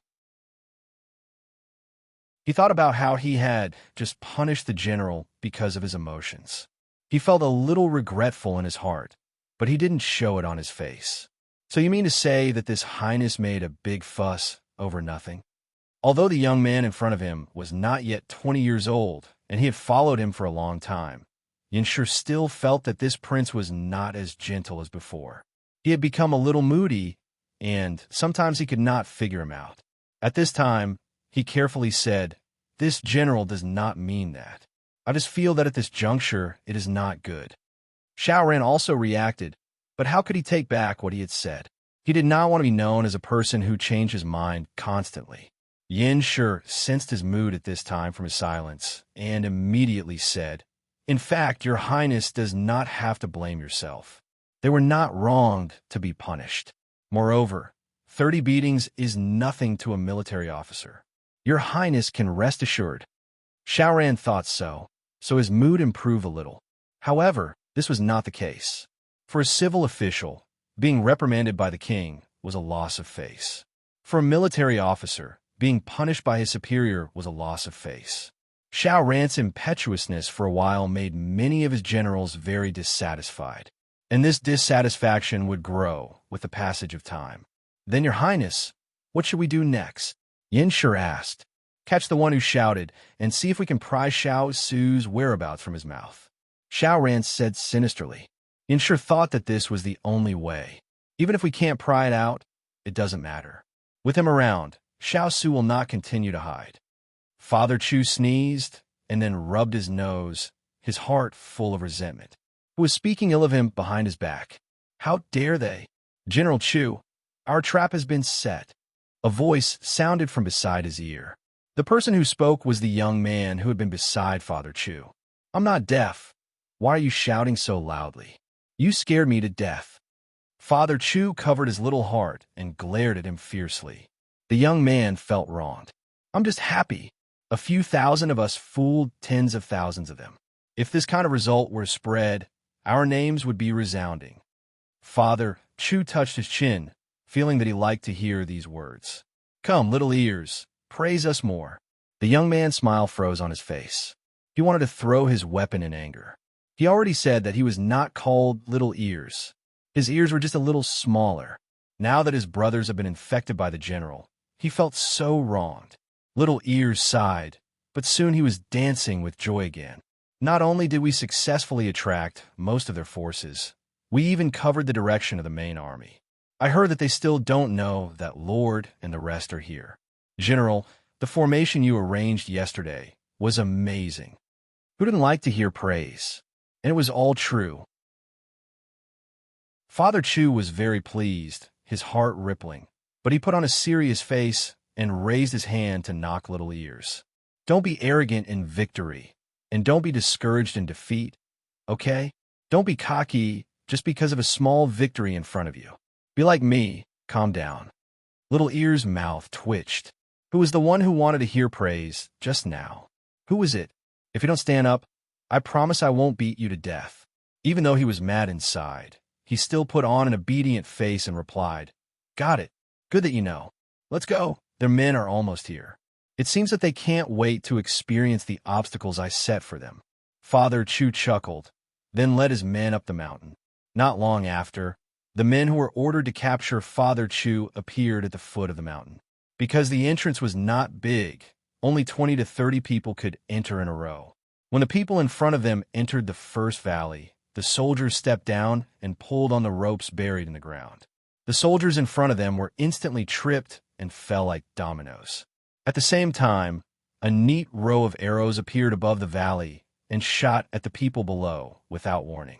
Those people didn't expect such an unforeseen event at all. They had already lost their heads out of fear long ago. Arrows blotted out the sky and covered the earth. Each and every one of them became a target. After the arrow formation, there were suddenly dozens of boulders as tall as 2 people on the top of the mountain. One after another, they rolled down with great momentum and deafening sound. The people in the valley were either trampled, shot by arrows, or crushed by the boulders. Not long after, Father Chu stood on the battlefield with his men. His gaze swept across the scattered corpses, and he snorted. Get to work. The people behind him immediately went forward and stripped those people of their clothes. At the same time, they searched the battlefield and hid the people well. Little Ears, take off some clean clothes. I'm a germaphobe. Little Ears' feet tilted, and he almost fell into a pit. Chapter 1456. Xiao Su stood at the top of the mountain, facing the night wind with a calm expression. Is there still no news of Ian? Turin had been standing under the tree with his master for almost a night. He thought that his master would not speak until dawn. Water Spirit said that she could not find the whereabouts of the young princess consort. Turin paused, pursed his lips, and comforted him. Master, no news is good news. Look, isn't it the same with the old man? Since 2 days ago, their people and the young princess consort had been unable to contact each other. They suspected that the Sichuan emperor had done something and blocked the communication between the south and the north. Xiao Su's expression did not improve because of Turin's comfort. Instead, it darkened. The emperor had already made his move. The little fellow would not be spared. During this period of time, he had not received any news from her except after she defeated the Lulan army. This made him uneasy, but he believed in the little fellow's ability. With the herd of beasts and the army by her side, they should be safe. Now that one of them was in the north and the other in the south, there was no use worrying. Thus, the Earth Spirit began to report the news it had received today, hoping to divert its master's attention. There's a battle report from the west. They've successfully taken back 2 more cities. Now, the Junlan army is making a final struggle. I think it won't be long before they're completely eliminated. Xiao Su nodded. He always trusted his third brother. Now that his third brother was in command, the Lulan army was not a problem. He could temporarily put the west side aside. Turin continued, Master, I didn't expect the old man to be so powerful. I thought that it was good enough that he could divert the enemy's attention with a few people. I didn't expect that he could cover us so well. When the old man left with the army, I was worried. Now that I look at it, I thought too much. As he spoke, Turin said somewhat indignantly, the old man was exceptionally talented when he was young. If it weren't for the accident, I'm afraid his name would have shaken the world. Now that he has returned to the battlefield, he's like a flood dragon returning to the sea. Xiao ran, and the others are nothing in front of him.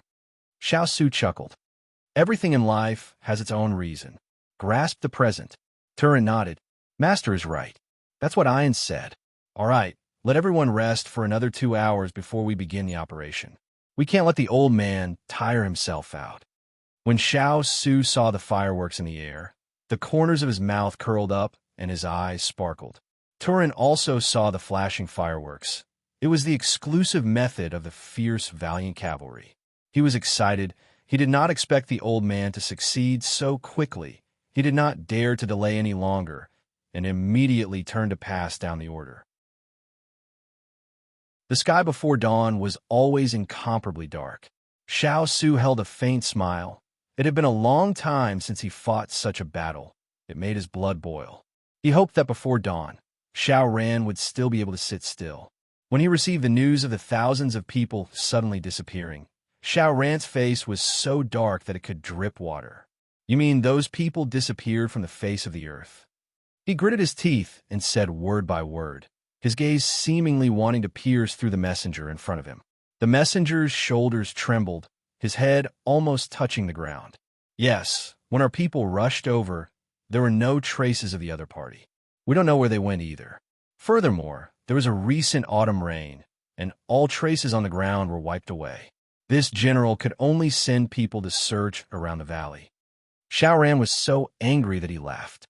Good. It's just a few thousand people. You can't even keep an eye on them with tens of thousands of people. You actually let them slip away from under your eyes. What should I say about you? None of the people present dared to make a sound. The place where they were beaten a few days ago was still aching. It was not worth it to hit the muzzle of the gun at this time. Reporting, we found traces of the King of England's army. They're on Moon Lily Mountain. This loud shout relieved the cold atmosphere at this time. Xiao Ran's face looked a little better, but he still did not dare to be careless. He had suffered a lot in the past few days. He asked, "Are you sure it's Xiao Su's group?" The messenger immediately nodded. The scouts saw the King of England himself on the mountain, and the number of people is also correct, a total of more than 15,000 people. Only then did Xiao Ran relax. He was most afraid that Xiao Su would quietly hide himself under his nose and then jump out at some point to bite him. Against a fierce general like Xiao Su, the most fatal thing was to take him by surprise. Although he did not want to admit it, Xiao Ran had to admit that Xiao Su was the opponent he did not dare to underestimate. Now, don't put all your energy on that hooting commander. He's just a smoke bomb released by Xiao Su to attract our attention. Now, gather the majority of the troops and move closer to Moon Lily Mountain. Surround them, and don't let them escape. For the time being, hold back your troops and wait for my orders. To catch bandits, first catch the ringleader. As long as Xiao Su was defeated, the others would become a sheet of loose sand, and there would be nothing to fear. After Xiao Ran finished speaking, he called out the names of a few commanders and had them immediately gather their troops and move out. On the battlefield, time was life. Xiao Ran did not waste any time, and after giving out the orders, he had someone bring over a topographic map of Moon Lily Mountain and found a few people who were familiar with the place to begin a discussion. This time, he was determined to hit the target with one strike. Xiao Ran split off a portion of his troops to search for Chu Feng's father and his men, but no one would have thought that the target of their pursuit was leisurely brushing past them right under their noses. Chu Feng's father and his men had already successfully infiltrated Xiao Ran's army and were laughably assigned a mission to search for him. When they accepted the mission, everyone was overjoyed. After the other party left, they rested on the spot without any scruples. Chu Feng's father chewed on a piece of grass, his head resting on his arm as he lay on the ground with one leg crossed over the other. His posture was lazy and unrestrained, and he looked up at the floating clouds in the sky, chuckling. The sky is blue, the clouds are white. Little Ear's lackey was serving tea at the side, but when he heard that, he looked up. Where's the blue sky and white clouds? It was clearly cloudy, but the general was right. Yes, you sure know how to talk. Reward. Chu Feng's father took out a stone from his pocket and threw it to him. Little Ear's mouth twitched. Didn't the general just pick it up from the ground? However, he did not fuss over it, and after keeping it, he asked, "General, what do we plan to do next?" Chu Feng's father raised a finger mysteriously. One word, wait. It was clearly 2 words. Wait for what? Little Ear asked humbly. Chu Feng's father rolled his eyes. Why was this kid so stupid? Forget it. He had better be kind and explain. Although Xiao Ran has been lured away by his son-in-law, he still left some men to keep an eye on Wu Lin's men. so we have to wait for the right time to sneak in and contact Wulin. Little Ear came to a sudden realization. Because they were in the search party and not the main attacking party, they had to wait for the right opportunity to strike. Little Ear, you're even stupider than Hollow. But at least he has the beauty now. I can only say that fortune favors fools. Little Ear, who did I offend? Where did this Hollow come from? Ethereal suddenly sneezed and rubbed his nose. Who was talking bad about him? Chapter 1457. It was supposed to be daytime, but now it was as dark as night. Chu Qingyan raised her head and looked at the raindrops falling continuously. Her brows were slightly furrowed. This rain has been going on for 2 days. I don't know when it will end. Ethereal's voice came from behind her. She sighed softly. That's right. The weather changed so quickly that they were caught off guard. If it wasn't for the fact that they happened to be at the bottom of the valley and had this natural mountain wall to block the rain, they might have been drenched. It was normal to travel on a rainy day, but she was not only leading the fierce army, but also a large group of beast soldiers. Needless to say, the eagle army couldn't fly at all in the rain. Although the beasts were fierce, they didn't like to go out in the rain. Moreover, they were dispirited and didn't have much energy. So she thought about it and let everyone rest where they were. And there was a voice in her heart that kept whispering to her, "Don't get wet, don't get wet, you'll get sick." The voice came out of nowhere, but she somehow managed to hear it. It was only later that she found out that this was the telepathy between mother and son, but this was a story for another time. It was also because of this heavy rain that their communication with the outside world was cut off. Until today, she didn't know what was going on with the big ice cube. Young Princess Consort, don't worry. Master will definitely be safe and sound. Ethereal seemed to see her worry and couldn't help but smile and comfort her. Hearing the unreserved trust of the person beside her, Chu Qingyan couldn't help but reveal a proud expression. The big ice cube had this ability to make his subordinates trust him so much. This was also an affirmation of his powerful ability. Her bright eyes rippled with a smile. Then she said, "Jean Xian, do you still have that sour fruit to eat?" Ethereal almost sprained his waist. Young Princess Consort, you seem to be particularly fond of sour fruits recently. Chu Qingyan, who was taking the fruit that Jean Xian handed over, revealed a very innocent expression when she heard this. I can't help it. I'm greedy. Ethereal rubbed his chin. Something was wrong with the little princess. Jean Xian, who was at the side, glanced at the remaining few small sour fruits in the bag. According to the fact that his master ate more than 10 fruits a day, he decided to pluck the fruits from those few fruit trees. And he would call a helper to help him. Thus, he silently turned around and called for Bai Yutong and went to pluck the fruits. Hualing looked at the little princess eating a little sour fruit and couldn't help swallowing a mouthful of saliva. The little princess always ate sour fruits. What if her stomach got sick from eating them? After resting for half a day, the weather suddenly turned for the better. The dark clouds dispersed and the sun shone brightly. The beasts were just short of singing and dancing. Chu Qingyan stood up and smiled like a flower. Let's go. Jean Xian glanced at the bags of fruits on the leopard's back. That's enough. Let's go. Hualing decided that once he left the mountain, he would buy some delicious food for the little princess. Delicious food. Let's go. As Chu Qingyan's group headed north again, the messenger eagle was released. Time flew by like a white steed, and a few days passed in a flash. Xiao received the letter first. It said that their group was already heading towards them. Knowing that they were safe, the large stone in his heart finally fell down.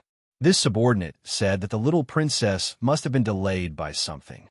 Turin saw the gentle expression on his master's face and couldn't help smiling as he said this.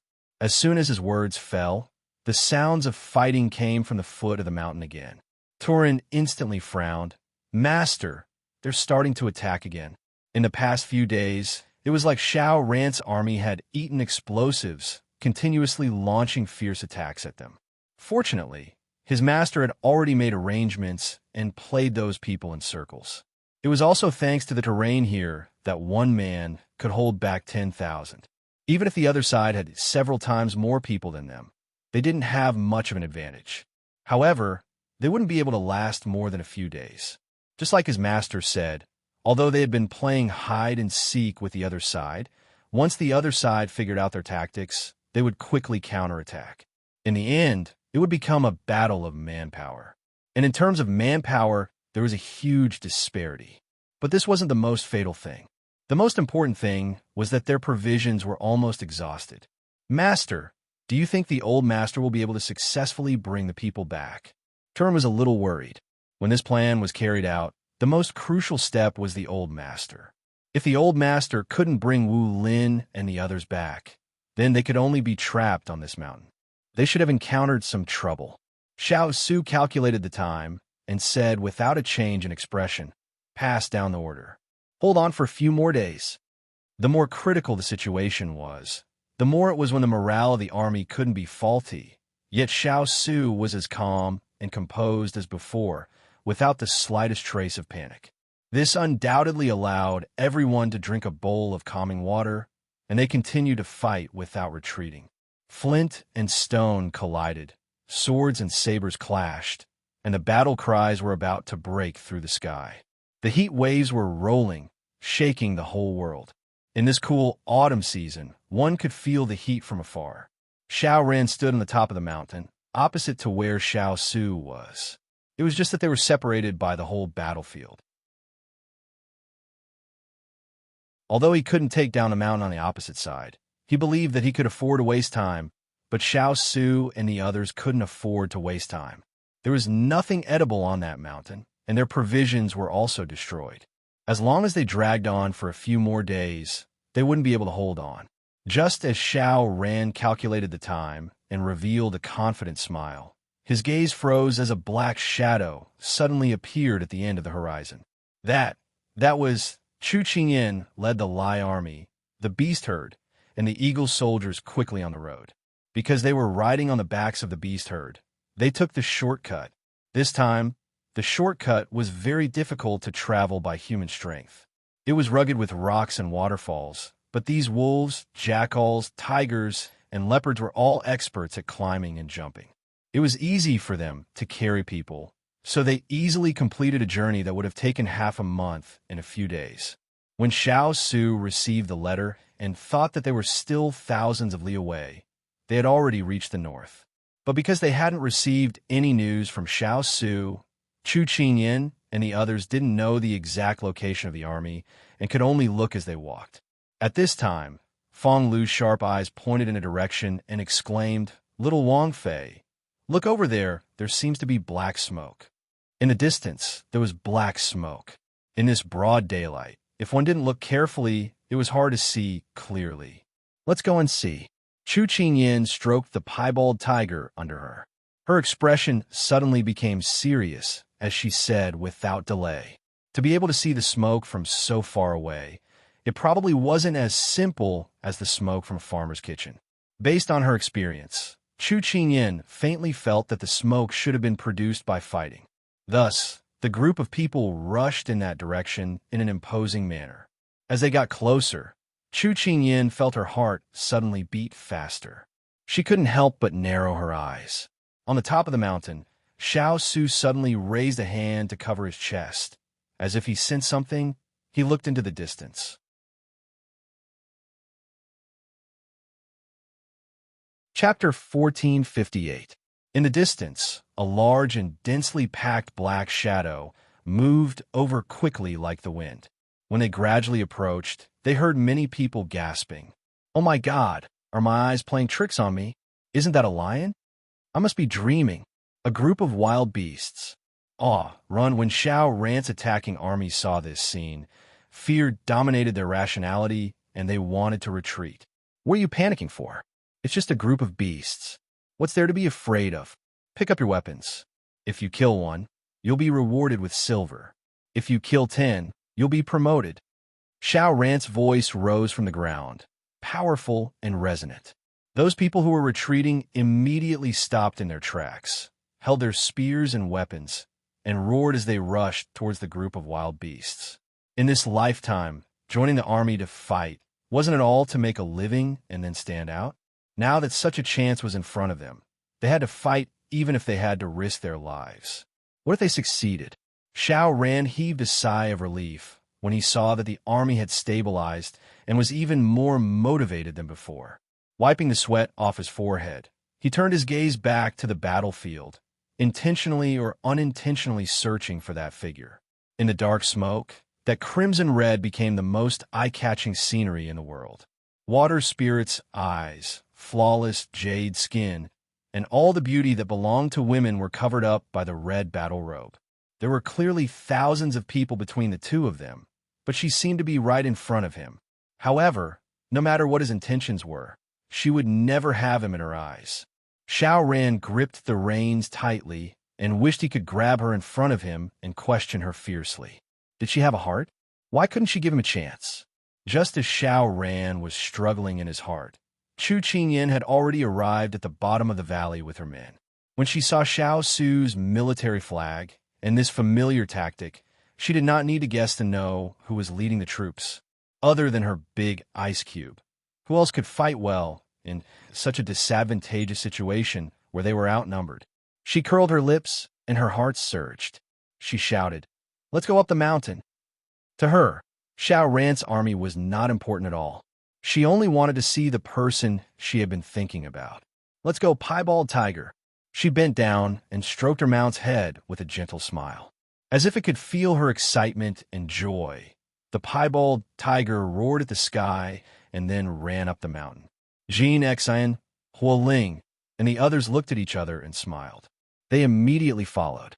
When the horde of beasts appeared in his field of vision, Xiao Su's heart almost stopped beating.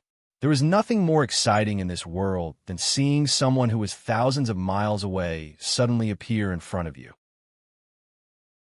They were like scythes, and wherever they passed, not even a blade of grass was left. However, at this moment, he only wanted to see the owner of the sickle. After being separated for dozens of days, he had suffered the pain of lovesickness. Now that the bitterness was over and the sweetness was coming, he couldn't wait any longer. The reason why this mountain could become Xiao Su's base of operations that was easy to defend and difficult to attack was because it had nothing but rocks. It was not easy to climb, and it was easy to expose the target. So, Xiao Ran's people were beaten down not long after they climbed up. Fortunately, her horde of beasts were all good climbers. They carried her up smoothly. When she was about to reach the peak, a hand suddenly stretched out from above.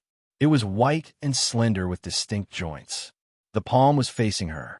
The lines on the palm made her instantly dazzled under the sunlight. It was as if something had drilled into her heart. It was itchy, swollen, and warm. She did not hesitate. She reached out and gave herself to him. Their palms touched and their fingers intertwined. The missing corner was finally filled. She only felt the hand that was holding her lift, and her whole body was brought up. The mountain top slowly descended, and the people on the mountain top became clearer. When the silver mask appeared in her vision, she jumped up like a monkey and hugged his neck tightly. "Don't talk. Kiss me."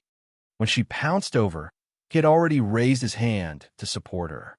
After she said those shocking words, he did not hesitate to lower his head to cover her. At the same time, he circulated his internal energy and disappeared in front of everyone in the blink of an eye. Fire Spirit rode on the white tiger, and the smile on his face suddenly froze. He touched the back of his head. "Where is Master? Didn't I see him just now?" He was also at a loss. Where was my master? Only Turin, who had been standing at the same spot, looked at them coldly. "Why are you still standing there? Fight!" Everyone then regained their senses and fired at the enemy with all their might. What a joke! The horde of beasts they brought were not to be trifled with. As for the two of them, who had become hands-off shopkeepers, they were inseparable on the lush tree trunk. The little fellow's enthusiasm was beyond his imagination. However, the blood in his body was boiling more fiercely than hers. Their mouths were intertwined, and they hated that they could not knead each other into their bones and blood. His clothes were half torn, and where was the aura of a commander from before? He was impatient and impatient. or was the aura of a commander that was cold and abstinent?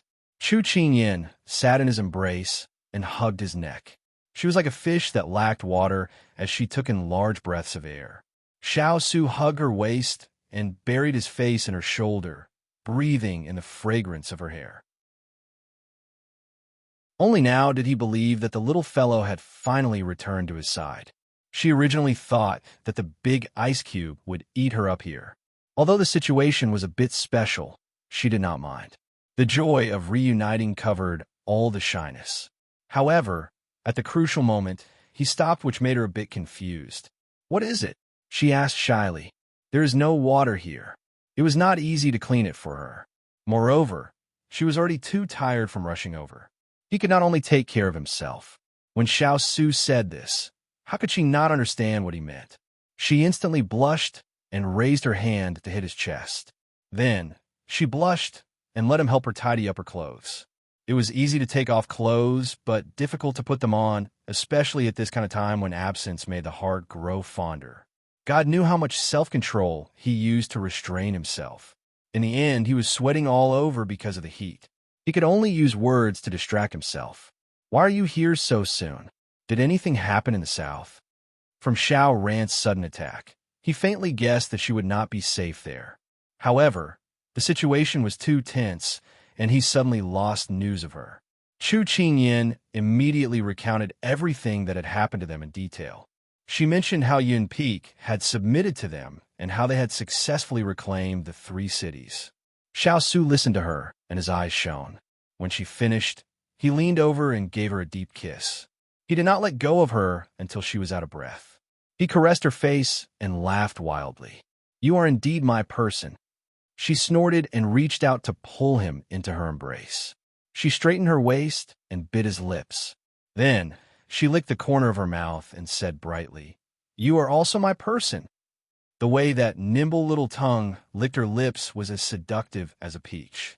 Coupled with her unintentional coquettish eyes, Xiao Su's eyes darkened. He lowered his head and heavily kissed her lips. "And it's yours. It's all yours."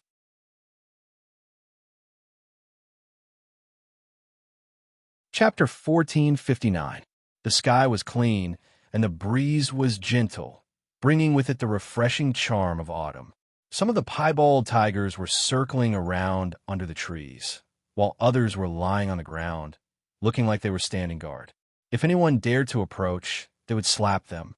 Of course, everyone was busy fighting the war, so who would have the time to provoke these mountain kings? The leaves were lush, and the scene inside could not be seen clearly. Xiao Su and Chu Qingyan fooled around inside for a while before they quieted down, as if they were enjoying this rare moment of tenderness. She leaned on him and said lazily, "Is it really okay to just leave the stall to them?" Although she asked this, there was no worry in her tone. Xiao Su raised his hand to pinch her nose and chuckled. "They've been by my side for at least 10 years, so it's time for them to take charge." She nodded in satisfaction and turned around to find a comfortable position in his arms. She yawned and closed her eyes. "Then I'll sleep in peace."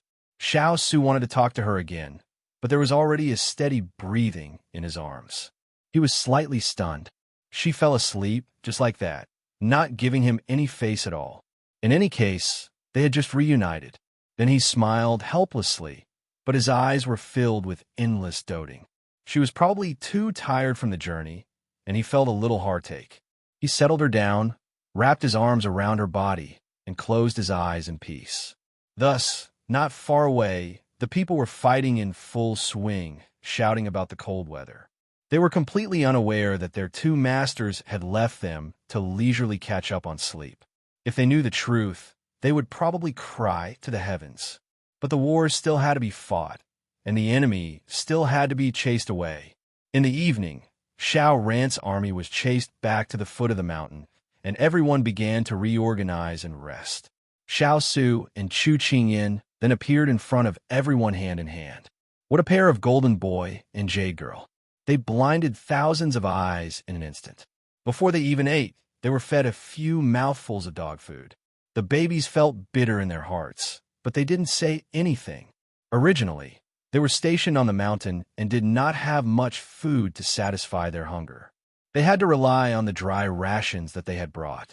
However, as time passed, the dry rations were running out.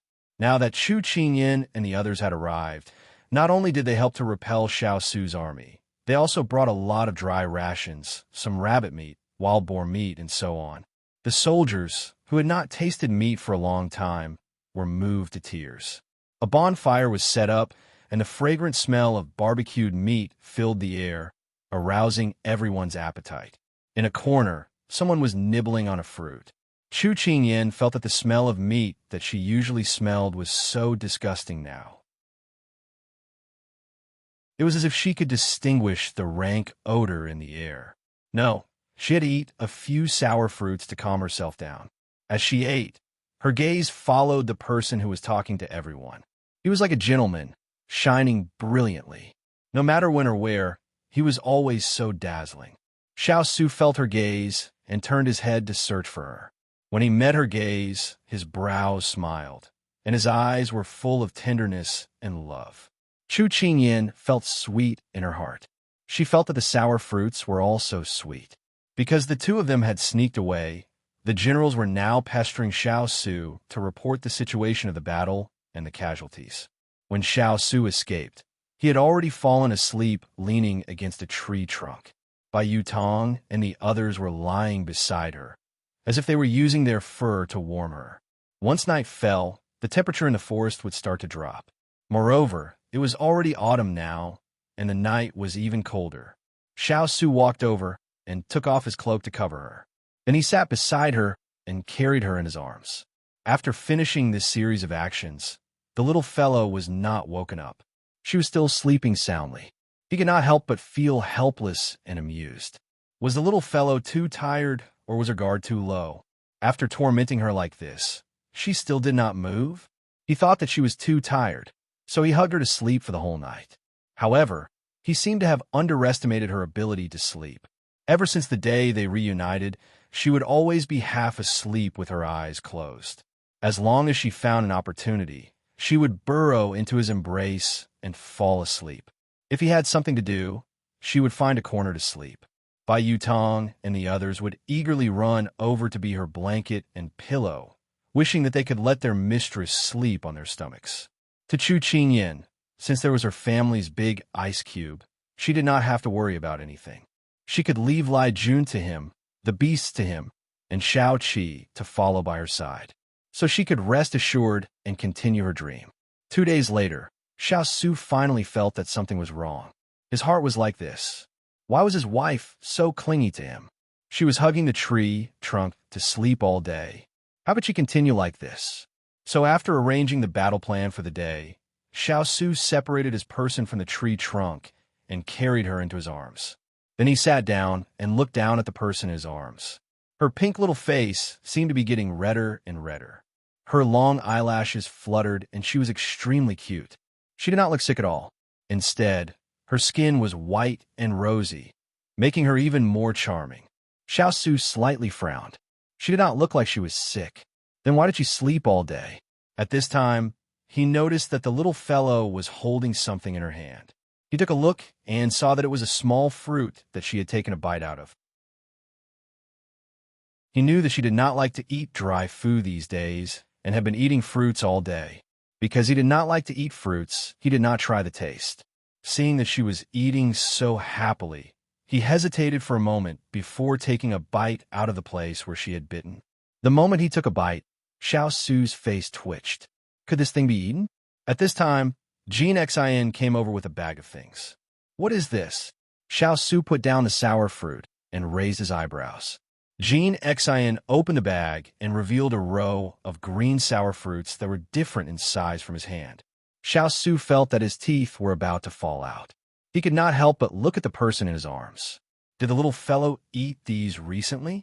His eyebrows immediately wrinkled. Could it be that the little fellow was really sick?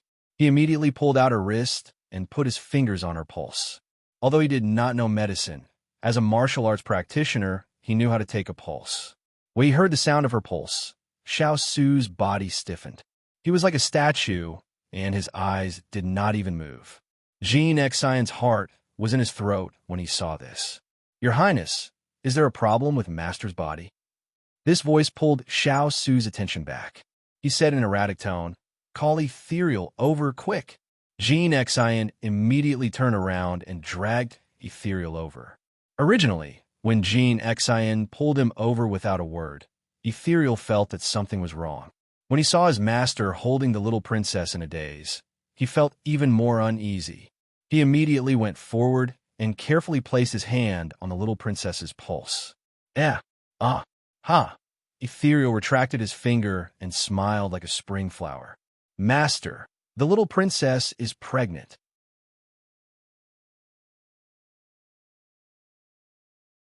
Chapter 1460. Chu Qingyan woke up amidst the joyous noise.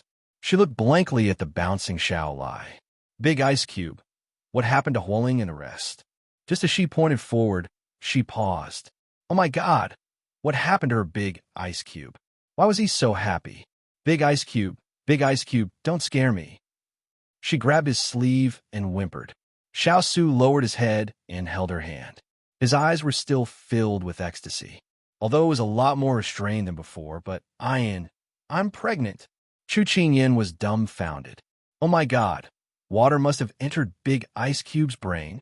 Seeing the person in his arms looking like she had seen a ghost, Xiao Su finally realized what he had said. He said, I was wrong.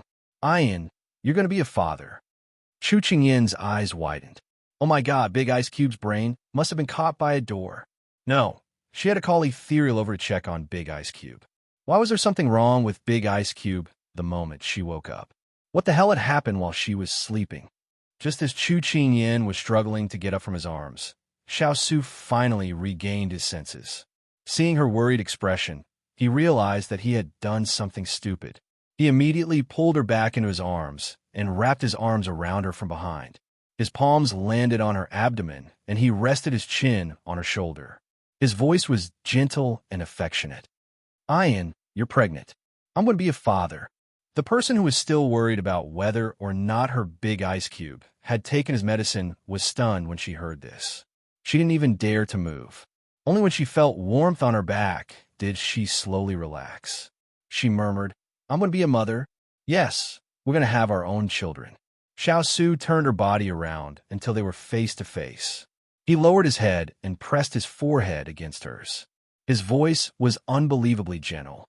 Chu Qingyan followed his gaze and looked at her flat stomach. She couldn't help but reach out to touch it. Heat swirled in her chest and rushed to her eyes. I can't believe that there's a little life here. It's in my stomach. Her eyes were slightly red and sparkling. She was helpless, happy, and touched by the arrival of a new life. A pair of large hands covered the back of her hand, as if he was wrapping her little hand in his palm. Then, they were both caressing their child. A child, he said. Our child. When it's born. You. Our child. Our child.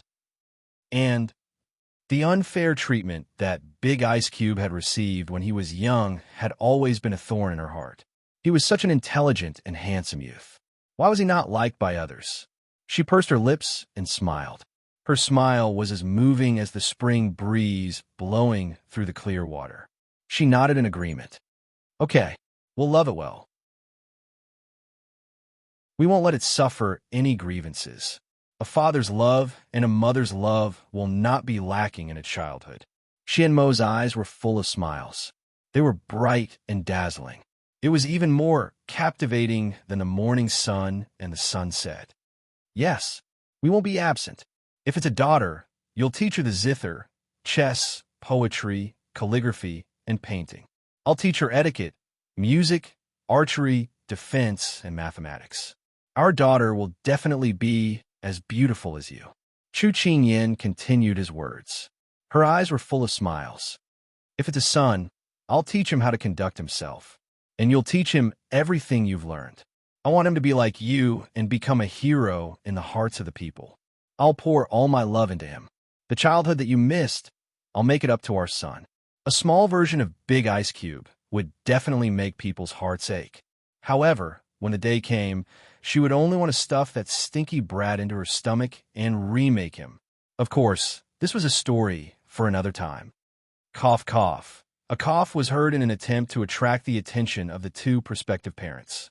Unfortunately, the two who were about to become parents didn't notice at all. They continued to immerse themselves in their endless imagination. And the few people who had been in the background for a long time finally couldn't bear it anymore. Master, this is pregnancy stabilizing medicine. You have to let the young princess consort drink it while it's hot. Master, do you want to eat some small fruits? This subordinate brought by Yutong to pick a bag of them. Young princess consort, what do you think of this quilt? This subordinate just made a feather quilt. You definitely won't feel cold when you sleep at night. Master, this subordinate just went to pick a bird's nest. I'm going to give it to you to nourish your body. Ethereal was holding a bowl of medicine. Jean Xian was carrying a cloth bag. Hualing was holding a quilt. Suit was carrying a basket of bird eggs. Snowflake Cake was biting on a pheasant. Xiao Hai threw a giant snake to the ground. And Glutinous Rice Ball was rubbing his body against her, wanting to warm her up. Chu Qingyan and Xiao Su looked at each other. Then they silently separated and stood up. Then they lightly coughed.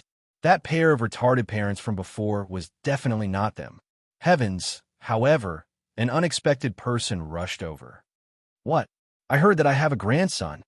A person whose face was covered in soot jumped in front of Chu Qingyan with a whoosh sound. He seemed to be very unhappy. Xiao Su had just stepped forward to protect the little one, but the moment the other party spoke, he retracted his hand. He stared at the person who had already turned into soot, and the corner of his mouth twitched uncontrollably. Chu Qingyan's reaction was no less than Xiao Su's. She swallowed her saliva and pursed her lips at the charcoal in front of her. She called out tentatively, "Father." Charcoal answered happily, My darling Kai Kai. Quickly tell Father, are you going to give birth to a grandson or a granddaughter? Father can't wait to hug you. Father, daughter remembers that you should be with Mother in a safe place right now. In an instant, the atmosphere froze. With Chu Qingyan as the center, the atmosphere was fully released and dispersed in all directions. Ethereal and the others immediately took a step back and raised their hands high, indicating that this had nothing to do with them. Mr. Chu finally sensed that the atmosphere was not right. He blinked and swallowed his saliva. Then he wanted to retreat to Ethereal's side to hide, but Ethereal and the others were faster. They immediately took a few steps back and distanced themselves from the battlefield. Father, if you confess, you'll be lenient. If you resist, you'll be punished severely.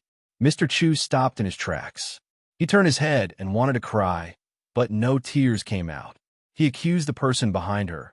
It's my son-in-law. It's my son-in-law. Chu Qingyan narrowed her eyes and looked at him. Then she turned to look at her big iceberg and asked word by word, "What's going on?" Xiao Su looked at the person walking over step by step. Cold sweat trickled down his forehead. It looked like he was definitely going to take the blame for his father-in-law. In the end, Mr. Chu squatted in a corner and drew circles. Xiao Su watched as Mr. Chu drew circles. Son-in-law, pregnant women tend to have bad tempers. Father has experienced it before, so I know very well. Son-in-law understands. After that, the two of them sighed in unison. Sigh.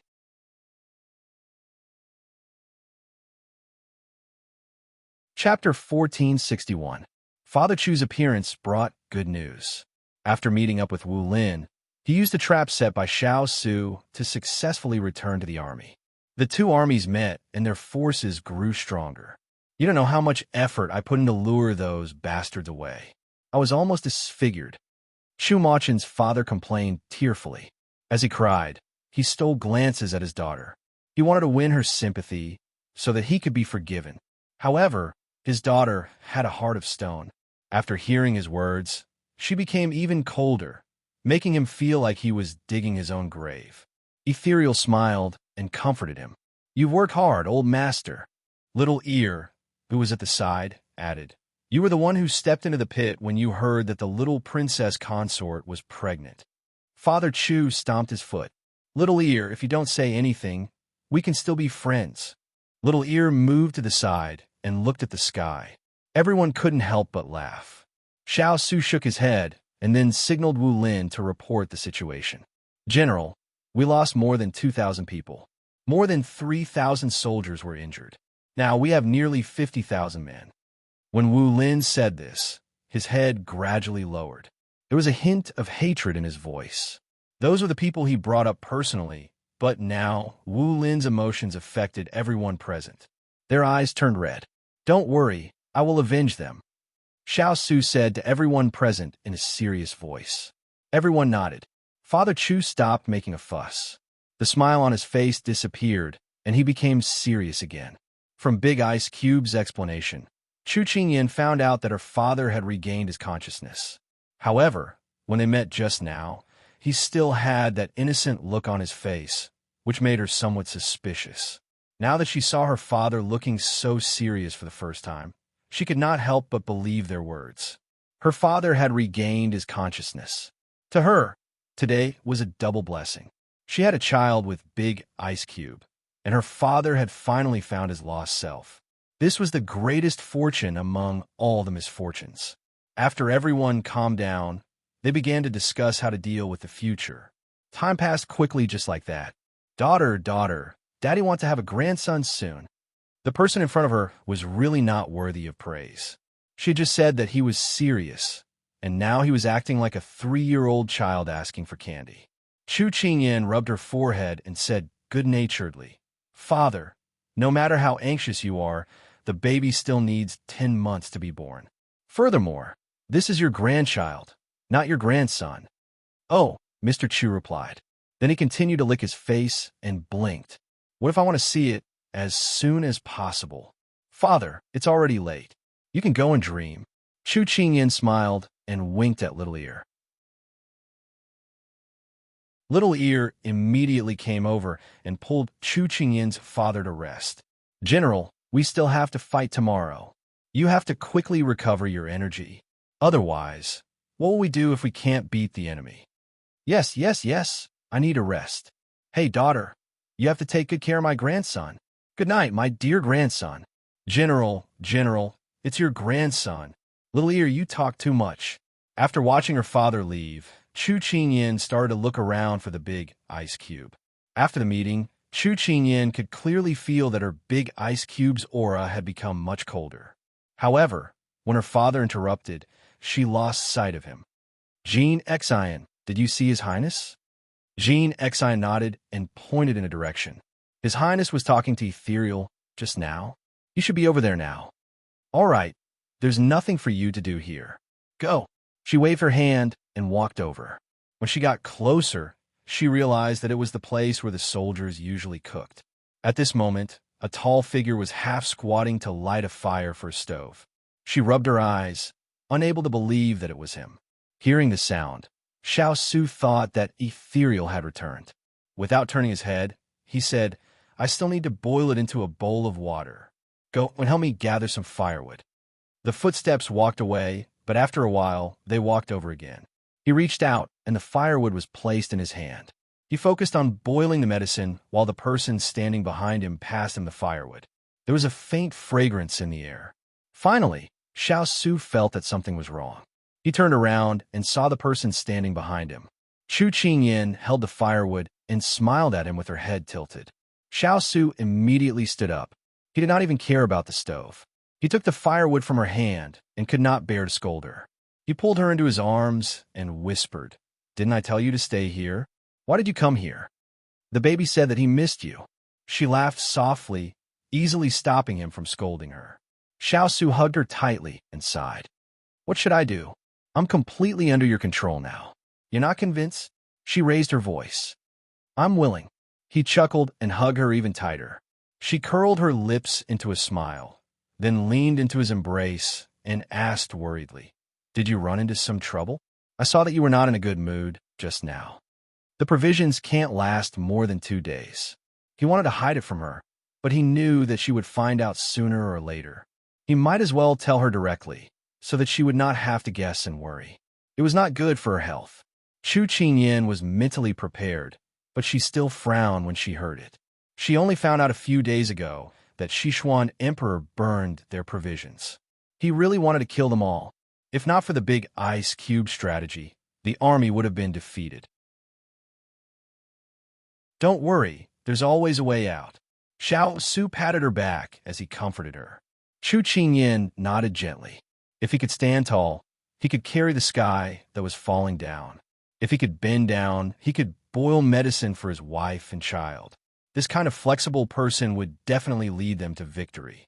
Since ancient times, evil could not win over good.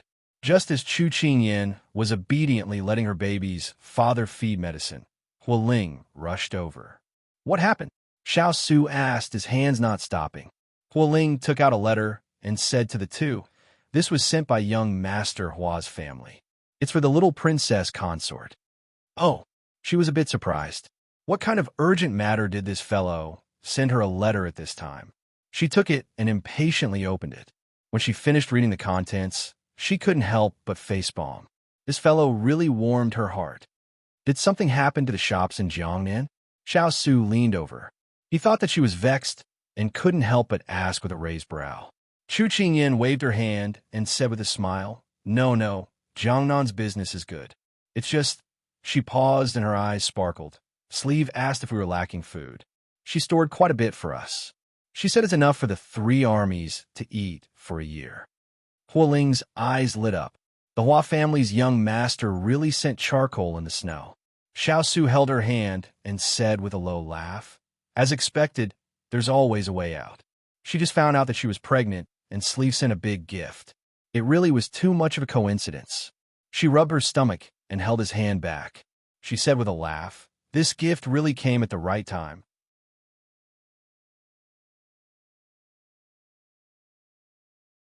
Chapter 1462. Hua Xiuli did not expect that her assistance would come at such a coincidental time. She had personally escorted the rations, but because the battlefield was dangerous, she only had time to deliver the rations to the people sent by Xiao Su before returning to Jiangnan. However, when she delivered the rations, she received a reply from her good friend, which made her very surprised. When she returned to Jiangnan, she poked her husband. Her face was full of grievances, but her tone was full of joy. Qingyin is pregnant, and she even cheated me of 100,000 rations, saying that it's New Year's money for the baby. What the hell, I didn't even take a look at my godson or godson, and she gave me such a big red packet. I'm at a loss. Sob. Miser, you have to make a decision for me. Although she said that, she was very happy for her good friend. The rations were originally bought by her good friend, and she was only helping to manage them. Now, they were returned to their rightful owner. However, when she saw her miser, she could not help but act coquettishly. Unexpectedly, Lin Fengyi did not say anything and picked her up by the waist, walking into the room like the wind under his feet. "Hey, what are you doing?" It was broad daylight, and they could not be seen by the servants. Her dignity was at stake. "Didn't you want me to make a decision? Listen to me, we'll have babies too. If they have 1, we'll have 2. If they have 2, we'll have 3. Our numbers will surpass theirs, and in the future, the red packets they give us will definitely be more than the red packets we give them. So, let's work hard and not be left behind by them. Otherwise, there will be red packets from us in the future." Lin Fengyi finished his words without blushing or skipping a beat. Hua Xiuli felt that his words were very reasonable. Although she did not know what was wrong, she still nodded. However, when she was pressed down on the bed, she finally knew what was wrong. "Miser, you bad person, treating me like a sow. And a few more. Wait, that's not right. You bastard, get off me. You." Sob. The red and fragrant tint rippled with waves. Every minute of the night was worth 1,000 gold. Oh no, making babies. Every minute was worth 1,000 gold. Chu Qingyin naturally didn't know what kind of result she brought to her good friend. At this time, she was smiling as she counted the provisions. The provisions prepared by the richest man in Jiangnan were even better than those offered to the imperial court. This time, their soldiers and horses would definitely be able to eat until they were strong and healthy. After receiving the letter from Huaxiu yesterday, Xiao Su made a prompt decision. He gathered all the troops and rushed down the mountain. Now they were no longer in a valley. Although there were tens of thousands of troops less than Xiao ran, it was not as big as before. At least they could fight head-on with the other party. Because their actions were too unexpected, they were able to smoothly occupy one side and contend with Xiao Ran as an equal. As the sun rose, Xiao Su received a piece of good news. Lu Guang sent a message saying that he has successfully subdued the Rising Wind army. Now they're still biding their time. As long as Master gives the order, they will immediately revolt. Everyone in the tent was excited when they heard the news. This way, their numbers were basically equal to Xiao Ran's. Very good. Xiao Su curled his lips into a smile. He ordered all the soldiers to reorganize and wait for the opportunity to fight. As if they saw the dawn of victory, everyone valiantly walked out of the main tent. There were no outsiders in the tent. Xiao Su personally poured a cup of hot water and handed it to the person beside him. Drink a cup of hot water to warm up your body. Chu Qingyin's lips twitched. Although it was already autumn, it shouldn't be this cold, right? However, Big Ice Cube was also concerned about her. She took the cup and drank a mouthful under his gaze. Ever since Big Ice Cube knew that she was pregnant, he didn't let her do anything. From brewing medicine to serving porridge to changing clothes and shoes, he didn't let anyone help him. He did everything himself. It made her wonder if she had already lost the ability to take care of herself. After she fought for her rights several times to no avail, she could only give up and watch him busy in front of her. She also felt sorry for him.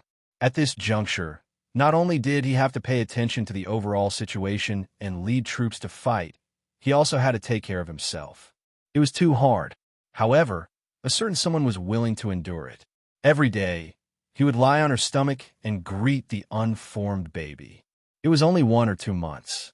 How could he hear the baby's voice? However, Chu Qingyin did not want to tell him the truth and dampen his enthusiasm. Seeing that he was behaving like a big kid, she was also affected. She would talk to the baby for no reason. Thus, the two of them were like a pair of retarded parents. They would gather together and talk to the baby. Big Ice Cube, you should rest for a while. These 2 days, I haven't seen you sleep at all. You're as busy as a spinning top. Even if your mind can take it, your body can't take it. She put down the teacup and reached out to tug at his sleeve, looking at him worriedly. Once on the battlefield, it was common for him to not rest for several days and nights. However, when he met the little fellow's water spirit's gaze, he changed the words in his mouth and nodded according to her wishes. However, the little fellow was insatiable. She wanted him to rest under her eyes, afraid that he would secretly go busy again. In the end, Xiao Su lay on the bed and rested his head on her lap. From bottom to top, the person on top of his head looked at him with a smile. He couldn't help but reach out to wrap his arms around her waist. It was still so small. It was hard to imagine that this delicate body was pregnant with a life, a child connected to his blood. Ian, how are you feeling today? She gently massaged his shoulders and smiled. Ethereal said that at my age, I would start to vomit. However, I don't know if it's because the baby understands me, but other than being addicted to acid and lethargy, there are no other symptoms. It's very stable. Xiao Su curved his lips. He leaned over and kissed her stomach through her clothes. It's very obedient. Very good. When it's born, I'll reward it well. Chu Qingyin pursed her lips and smiled. She raised a hand to caress her stomach. The familiar fragrance made him sleepy. Slowly, he closed his eyes and fell asleep. She had been sleeping recently and didn't feel sleepy at all. Seeing this, she leaned against the bedpost and quietly looked at the person in her arms. There was a happy and satisfied smile in her eyes. Family. What a beautiful word. In Prince Yi's manor in the capital, Lin Jiangdong brought a few pieces of news. First, Chu Qingyin was pregnant. Second, Junlin's army had been defeated. Third, Sichuan Emperor was critically ill. Xiao Ho, who was watering the flower pot, heard the news.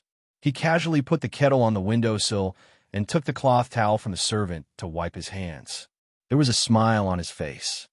It's all good news. Lin Jiangdong also smiled. The wrinkles on his face were almost like chrysanthemums. Yes, after waiting for so long, we finally got it. He knew he was referring to without saying it. Xiao chuckled. Write a letter to Imperial Brother and tell him that it's time to return to the capital. Yes.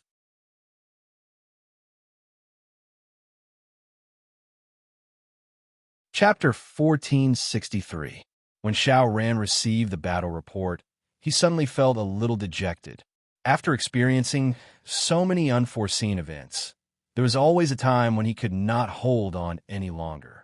He did not expect that after forcing Xiao Su into such a desperate situation, he would still be able to escape. Xiao Ran had cut off his rations, cut off his escape route, and was still able to peacefully contend against him as an equal. Sometimes, Xiao Ran couldn't help but wonder if the heavens were on his side, helping him all the time. Your Highness, their men are stationed 30 miles away from us. There are a total of 50,000 soldiers and horses. When Yin Shi saw Xiao Ran like this, he did not want to bother him with these things, but at this juncture, he had to be more vigilant. Xiao Ran chuckled. You missed out. They still have a beast army. That was a terrifying force that could fight against 5 enemies by himself. Yin Shi was startled when he heard this, and fear appeared in his eyes. He did not forget that 2 days ago, the horde of beasts had passed through like locusts. Wherever they went, not a single blade of grass was left alive. It was still a clean death under the sword, and there was no pain. However, if he fell into the beast army, he would not be able to live or die. Xiao Ran noticed Yin Shi's expression, and a hint of bitterness appeared at the corner of his mouth. Humans could fight against the heavens and fight against humans, but creatures like beasts, you could not communicate with them. The moment they came up, they would tear and bite. They were incomparably vigorous and could not be understood. In the end, they could only passively take a beating.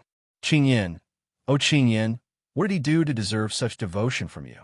Then, Your Highness, what should we do now? After all, Yin Shi had led the army for many years, so he quickly put away his emotions and asked respectfully. Although they have a horde of beasts, strictly speaking, we still have a lot more people than them. So, we must take advantage of this opportunity to catch them all in one fell swoop. Has the gunpowder arrived? The dejection only lasted for a moment, and Xiao Ran quickly pulled himself together. Thinking that the batch of gunpowder that he had asked someone to make should have arrived, he relaxed for a moment. Yin Shi immediately nodded. I've received the letter. It will be delivered this afternoon. Very good. Now we have nothing to fear, even if they have a horde of beasts. Xiao Ran revealed a cold smile. Water Spirit had sent 2 letters, both of which contained important news. Junlin's army had been defeated and had now retreated from Sichuan. Hong Jianhua and Lin Meng led their troops to take over all the cities in the west. The imperial court's troops were all subdued and posed no threat. Lin Meng led 30,000 troops to guard the city, while Hong Jianhua led the remaining 50,000 on the way to support them. The other letter was from the capital and contained only a few short lines. Consort Yu made her move. The emperor was critically ill. She began to draw in the net and quickly returned to the capital. Chu Qingyan didn't have any problems understanding the first letter, but the last letter made her extremely confused.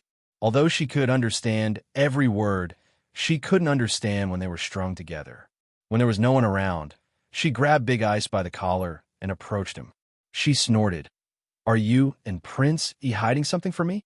Could it be that this is the backup plan you were talking about? In Xiao Su's eyes, her slender fingers didn't seem to be grabbing his clothes. Instead, they seemed to be resting on his chest, tickling him and making him restless. He raised his hand to cover her small hand and rubbed the back of her hand with his fingertips. His eyes sparkled. Yes, before the alliance of the 3 countries, we had already planned it. But we didn't expect the invasion of foreign enemies, which delayed a lot of time. Seeing him admit it, her pretense of being mean immediately dissipated. She blinked her big eyes curiously and couldn't wait to ask, Come on, tell me, what's the plan? It's not the right time yet. Xiao Su pinched her nose. When he saw her accusing eyes, he couldn't help but chuckle. You're so bad, so bad. She slapped his hand away and pretended to be on the verge of tears as she caressed her stomach. Baby, look at your father. He's always bullying your mother. When you come out, You must properly teach your father a lesson on behalf of your mother. Xiao found it funny. He pulled her into his arms and tapped her lips with his finger. He smiled and said, "Tell on me to baby? You're so cute." Humph! Coaxing her like a child, she opened her mouth and bit his finger. Then she proudly showed off to him. However, when she met his eyes that instantly darkened, she realized what she had done.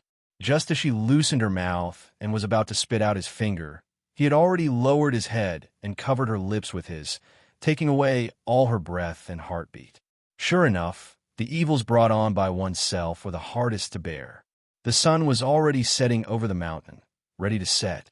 Xiao gently patted the sleeping person on the bed and greedily looked at her sleeping face. Finally, he stood up and walked toward the main tent. The little fellow was already pregnant, so it was best for her not to participate in many things. This was also the reason why he didn't tell her about his plan. When he arrived at the main tent, everyone stood up. "Sit down. What's the situation now?" Xiao raised his hand and gestured. All the generals sat down again. Wu Lin stepped forward, his face full of joy. "An hour ago, our men had already found their way to the back of the enemy's army and snatched their provisions. Those that we couldn't snatch, we destroyed them. We can finally hold our heads high. We've avenged the grudge of snatching their provisions." Xiao nodded.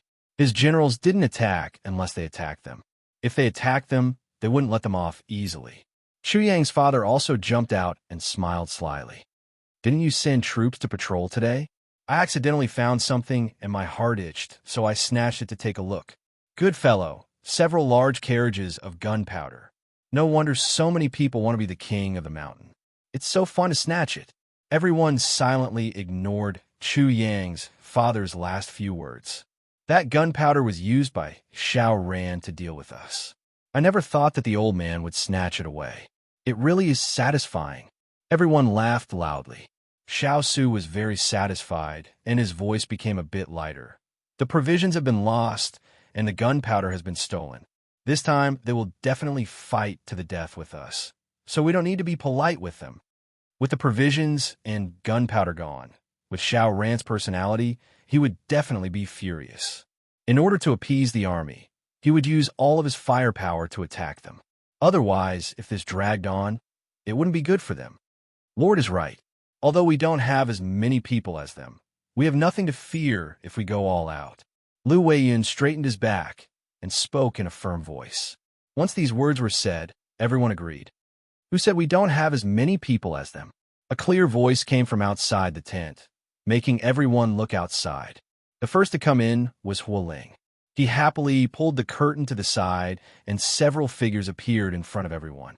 At the same time, there was a loud voice. "Lawn Manor's Manor Lord has arrived."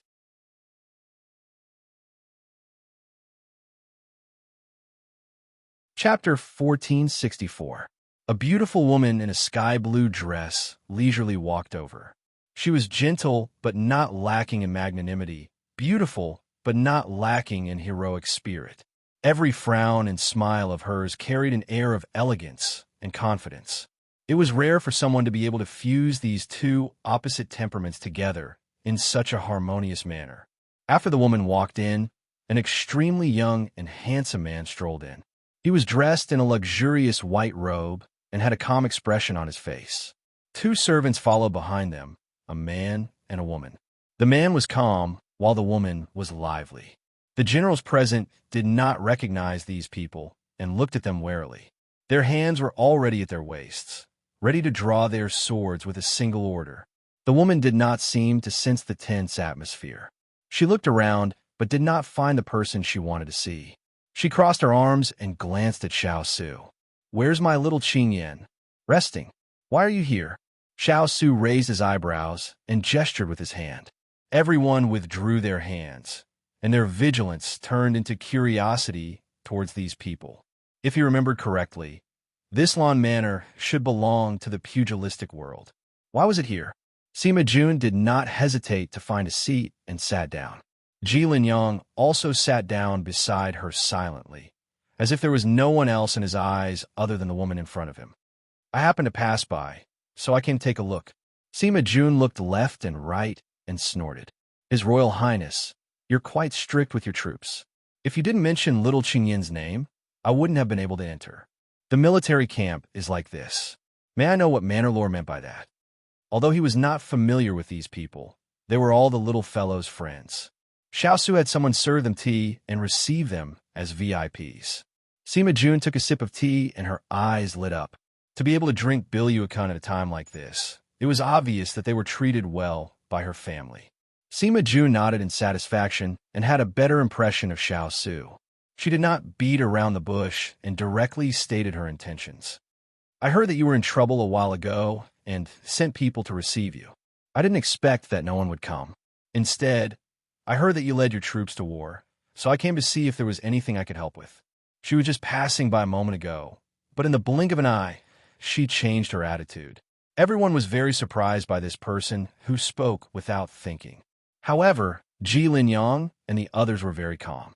It was obvious that they were already used to it. Xiao Su raised his eyebrows.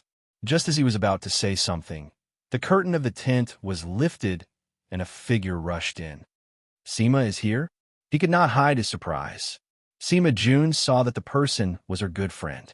She was about to stand up and greet him when someone beat her to it. Xiao Su draped the cloak over the little fellow's shoulders and tied the straps. He admonished her dotingly. It's getting colder and colder. Why didn't you wear thicker clothes when you went out? You're about to become a mother. Chu Qingyin stuck out her tongue and obediently allowed him to tidy her up. Huling said that Sima was here. I was too happy and forgot. Everyone covered their eyes after being fed a mouthful of dog food for no reason. The scene was too beautiful and they did not dare to look. Sima Jun poked the person beside her. Did you see that? The gentleness of a man of steel is really enviable. Ji Linyang raised his brows. Oh, you like this? Sima Jun could not help but tremble at his malicious tone. She chuckled. I'm just joking. Don't take it seriously. She suddenly seemed to wake up. What did you just say? A mother? Little Qingyin, you're pregnant? She leaped over so quickly that no one could see her movements clearly. It was only when she stood in front of Chu Qingyin that everyone realized that this person's qinggong was simply godly. When Chu Qingyin saw who it was, she immediately pushed her big ice cube to the side and happily held Sima Jun's hand. She nodded vigorously. Yes, yes. Sima, long time no see. I missed you so much. Sima Jun reached out and hugged her. She jumped up happily. Long time no see, long time no see. I'm going to be a godmother. Huh. Yes, you're going to be a godmother. I can't use words to describe how happy I am right now. Please allow me to laugh 3 times. Ha ha ha. Xiao Su, who had been ignored by his wife, and Ji Linyang, who had also been abandoned by his wife, looked at each other and saw the helplessness in each other's eyes. Before the two of them could hug enough, they were pulled apart by their men. Sima Jun glared at her petty man. Thinking that her good friend was pregnant now, she reluctantly sat back down. Chu Qingyin seemed to have gotten used to her big ice cube's invisible dominance. She sat down obediently and then couldn't help but exclaim in surprise, Sima, it's chaotic here. Why are you here? She then turned to Ji Linyang and asked, Master Ji, why don't you take care of Sima? Sima Jun choked on her tea. Ji Linyang was very pleased with her words and nodded solemnly. I'll take good care of her in the future. Sima Jun glared at him but couldn't hide her reddened ears. It's none of your business. Ji Linyang nodded seriously. Yes, it's none of my business. Sima Jun almost spat out a mouthful of blood. Forget it, I won't stoop to his level. She remembered the important matter and took out a token from her pocket and had Tan Ing handed to her good friend. This is... Chu Qingyin took the token with the word blue written on it, puzzled. Sima Jun brushed the dust off her clothes and said with a smile, This is the blue token.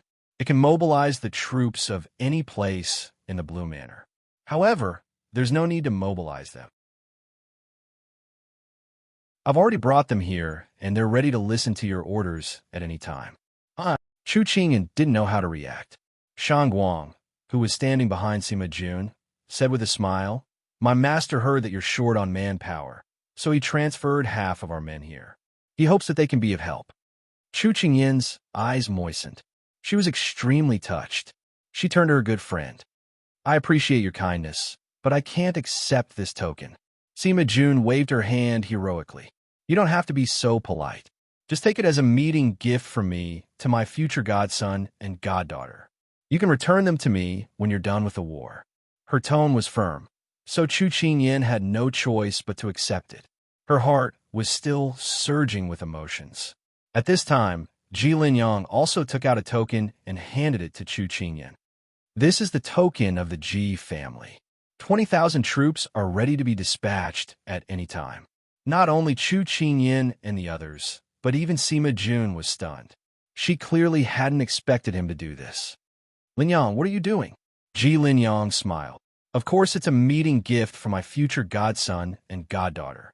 The generals present were stunned by the generosity of these two people who gave away troops without a word. What kind of friends did their Wang Fei make? If they weren't sending provisions, then they were sending troops and horses. This was too valiant.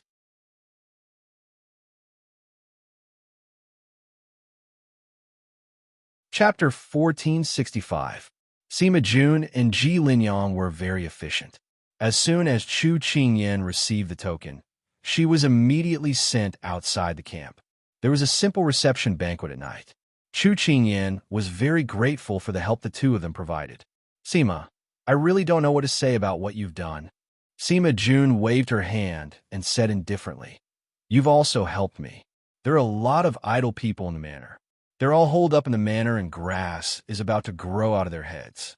I didn't kick you here to help me loosen them up so that they won't keep nagging by my ear. They're about to grow calluses. As she spoke, she even pretended to dig her ears. Chu Qinyin knew that she was only saying this to make her feel better. The Blue Manor's business was so big that she had too much work to do. How could she be so free? Chu Qinyin knew that if she continued to speak like this, she would be too pretentious. Chu Qinyin filled Guru Yun's cup with wine, then took her own cup and toasted Guru Yun. I will use tea as wine to celebrate our reunion. Who was it that said that all meetings in the world are reunions after a long separation? Let's toast to this reunion. Sima Jun took her cup and clinked it with hers. Then, she drank it all in one gulp. Hua Ling, Turin, and the others sat at another table. They knew that they couldn't drink too much because of the upcoming battle, but they couldn't help but feel happy. The atmosphere slowly became lively. There was only one place in the tent that was the quietest. Xiao Su and Ji Linyang looked at each other in silence, their eyes dark and unreadable. The Ji family. Is it the Ji family I'm thinking of? That's right, it's the Ji family you're thinking of. One asked calmly, while the other answered calmly. The Ji family. That was a place that lived in legends. Xiao Su had always thought that it was just a legend, a place that people imagined. It didn't exist in the world at all. I wonder if it's a boy or a girl. Why not get someone to buy them both? You won't only have one child anyway. What nonsense are you saying? Laughter and banter rang out, causing the two of them to turn their heads. Xiao Su and Ji Linyang looked at the two women whose faces were flushed. They smiled and shook their heads. Then, they raised their cups. Nice to meet you. Nice to meet you. One was an ambitious and ruthless person, while the other was a young master in seclusion. Originally, they had nothing to do with each other, but because of these two women, they became acquainted. A greeting of nice to meet you is a friend. At this moment, the atmosphere was relaxed, as if the coldness just now was just an illusion. With Sima Jun and Ji Linyang's help, Xiao Su was like a tiger that had grown wings. With Feng Qijun in hiding, he could easily suppress. Xiao ran on horseback. After a battle that dealt a heavy blow to Xiao Ran's army, Xiao Su directly handed over the command to Hong Jianhua, who had rushed over with his army. This prince needs to make a trip back to the capital. The army will be under your command. Initially, he planned to return after dealing with Xiao Ran's army. But looking at the current situation, there was no need for him to stay. Hong Jianhua nodded and took the military order. Xiao Su left the main tent after explaining the follow-up and walked into his own tent. Inside the tent, the little girl was sleeping soundly. He silently sat down on the bed and waited for the cold air to dissipate before reaching out to touch her face. Ian, I need to go back and take care of the matters in the capital. You stay by Manor Master Seema's side. Once everything is taken care of, I will send someone to pick you up. He spoke in a low voice, filled with longing and reluctance. If she wasn't pregnant with his flesh and blood, he would have kept her by his side no matter what. If he didn't need to put an end to those matters, he wouldn't have left them at this time. Afraid of waking her up, Xiao Su didn't say anything else. He only looked at her like an infatuated man, reluctant to part. When it was about time, he tucked her in before silently leaving again. Manor Master Seema, I'll leave Ian in your care. Xiao Su met Sima Jun after coming out of the tent and said sincerely. Sima Jun sighed in her heart. Such a proud and unyielding man was willing to lower his noble head for her good friend. This must be true love. She sighed in her heart, but it didn't stop her from agreeing. Don't worry, I won't let you down. Of course, she had to be able to keep him. Thank you. Sima Jun watched Xiao Su's departing figure and sensed someone approaching from behind. She scoffed and asked without turning her head, if you were the King of England, would you do the same? Are you saying that I would leave you behind and walk alone? The person behind her chuckled. That would only work if you were pregnant with my child. Sima Jun was speechless. She bent her elbow and stabbed behind her. The person behind her dodged nimbly and grabbed her elbow. She fell into his arms and couldn't break free. Be good and don't move. I'm thinking about how to answer. Ji Linyang dragged her up the tree trunk. The dense branches and leaves blocked their figures, making it very convenient for them to do bad things. Sima Jun was too lazy to move. She leaned in his arms and played with his black hair lazily.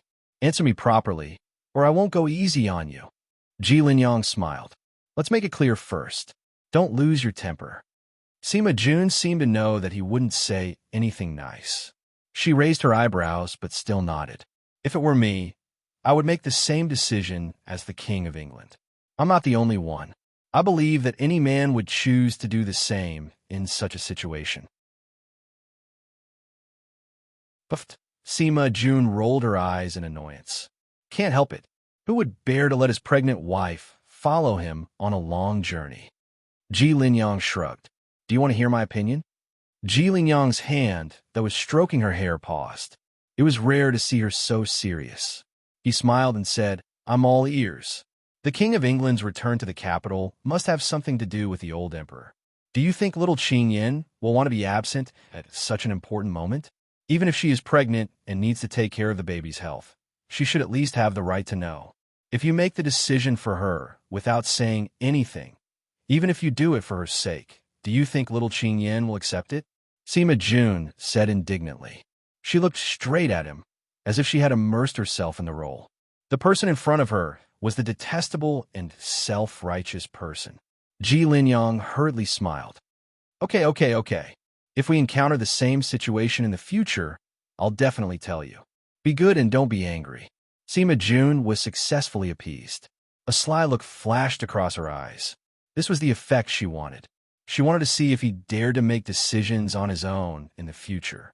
Happy, she leaned over and kissed him on the cheek. She chuckled and said, That's a good boy. Ji Linyang's lips curved. How could he not know what she was thinking?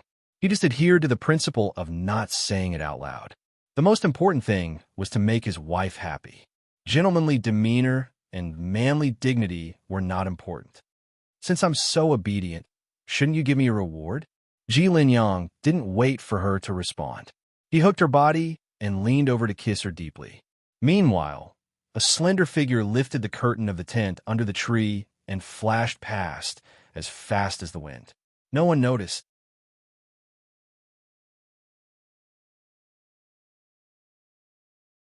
Chapter 1466. Xiao Su selected a group of men and horses and set off in the direction of the rising sun. They traveled for 3 days and 3 nights in such a rush. One day, they stopped to rest. Xiao Su heard his subordinate report that the carriage following behind the group was still there. Xiao Su felt that something was wrong. He waved his hand to have Turin bring the people over. Soon, the people were brought over. This group of people all wore black bamboo hats, except for the woman at the front, who wore a snow-white hat. "May I know why General has invited us here?" The person standing next to the woman, who looked like an attendant, was the first to speak. When Xiao heard the voice, his sharp gaze instantly fell on the silent woman. Then, it quickly turned into helplessness. He clasped his hands behind his back and said indifferently, "How long are you going to hide this from me?" When Chu Qingyan heard his words, she knew that she had been seen through. She puffed up her cheeks and took off the bamboo hat that covered her. She asked curiously, "I had Jean Xin and Su Yi follow behind me. The people around me were all unfamiliar faces. How did you guess that it was me?" Xiao saw that she didn't know her mistake at all and was still full of curiosity. He couldn't help but feel a headache coming on. He waved his hand to dismiss everyone. It was best not to let others see him discipline his wife. He walked in front of her. "Do you think there's anything on you that I can't recognize?" "Rogue." She blushed and raised her hand to hit his chest lightly. This indirectly told her that he didn't rely on others to recognize her, but because he recognized her. Xiao chuckled and held her fist. Then, he pulled her into his arms and sighed. "Why are you here?" When this topic was brought up, Chu Qingyan's smile immediately disappeared. She put her hands on his chest and pushed hard to leave his embrace. She crossed her arms and looked at him with a half-smile. "May I ask His Royal Highness, how will the crime of abandoning his wife and child be dealt with?" Xiao's head started to hurt again. As expected, he couldn't avoid this question. "You're pregnant. I was afraid that your body wouldn't be able to take it. I didn't mean to keep you here." Abandoning his wife and child? He didn't dare to shoulder the responsibility, nor could he shoulder it. "It's understandable, but unforgivable," she said lightly, and then turned to leave. "Where are you going?" Xiao quickly pulled her back. "You don't welcome me here, so of course I'll leave on my own. Otherwise, what if you send me back with the excuse that it's for my own good? My feet are my own. You can't do anything about it." She snorted and continued to walk forward. She had only taken 2 steps when she was pulled into an embrace. He had no choice but to compromise. "Since you're already here, how can I send you back?" This little fellow had deliberately rushed for a few days before giving herself away. Even if he was angry, he couldn't send her away with peace of mind. He could only feel at ease keeping her by his side. Chu Qingyan secretly gave him a thumbs up and then snuggled in his arms. "I miss you so much." At this time, he should give her some honey. Xiao found a little funny when he heard that. This little guy was getting better at coaxing people. Since that was the case, he wouldn't hold back. After a long kiss, she hid in his arms and didn't come out. It looked like she was shy. During the break, all the accomplices stood in a row. The main culprit was holding a fruit and nibbling on it with a smile. The accomplices looked at each other. It seemed like they could only protect themselves. Ethereal was the first to speak. "Little Master is very healthy in Little Princess Consort's stomach. Even during the journey, he didn't show any discomfort. He's very obedient. It can be seen that he's a master that doesn't make people worry." Jean Xin followed up. "Recently, Little Princess Consort's appetite has been very good. Other than sour fruits, she also ate a lot of vegetarian and meat dishes. She ate at least 2 bowls of rice every meal." Hualing was unwilling to be left behind. "There's a thick wool blanket in the carriage, so it's very stable. Even if she lies on it and rolls around, there won't be a problem." Xiao listened to them talk for a long time, but he didn't say anything or express his opinion. However, it could be felt that the cold air around him was slowly retreating. Thus, everyone persevered and told him everything that happened on the road. "It's been hard on you." In the end, Xiao left these words and left.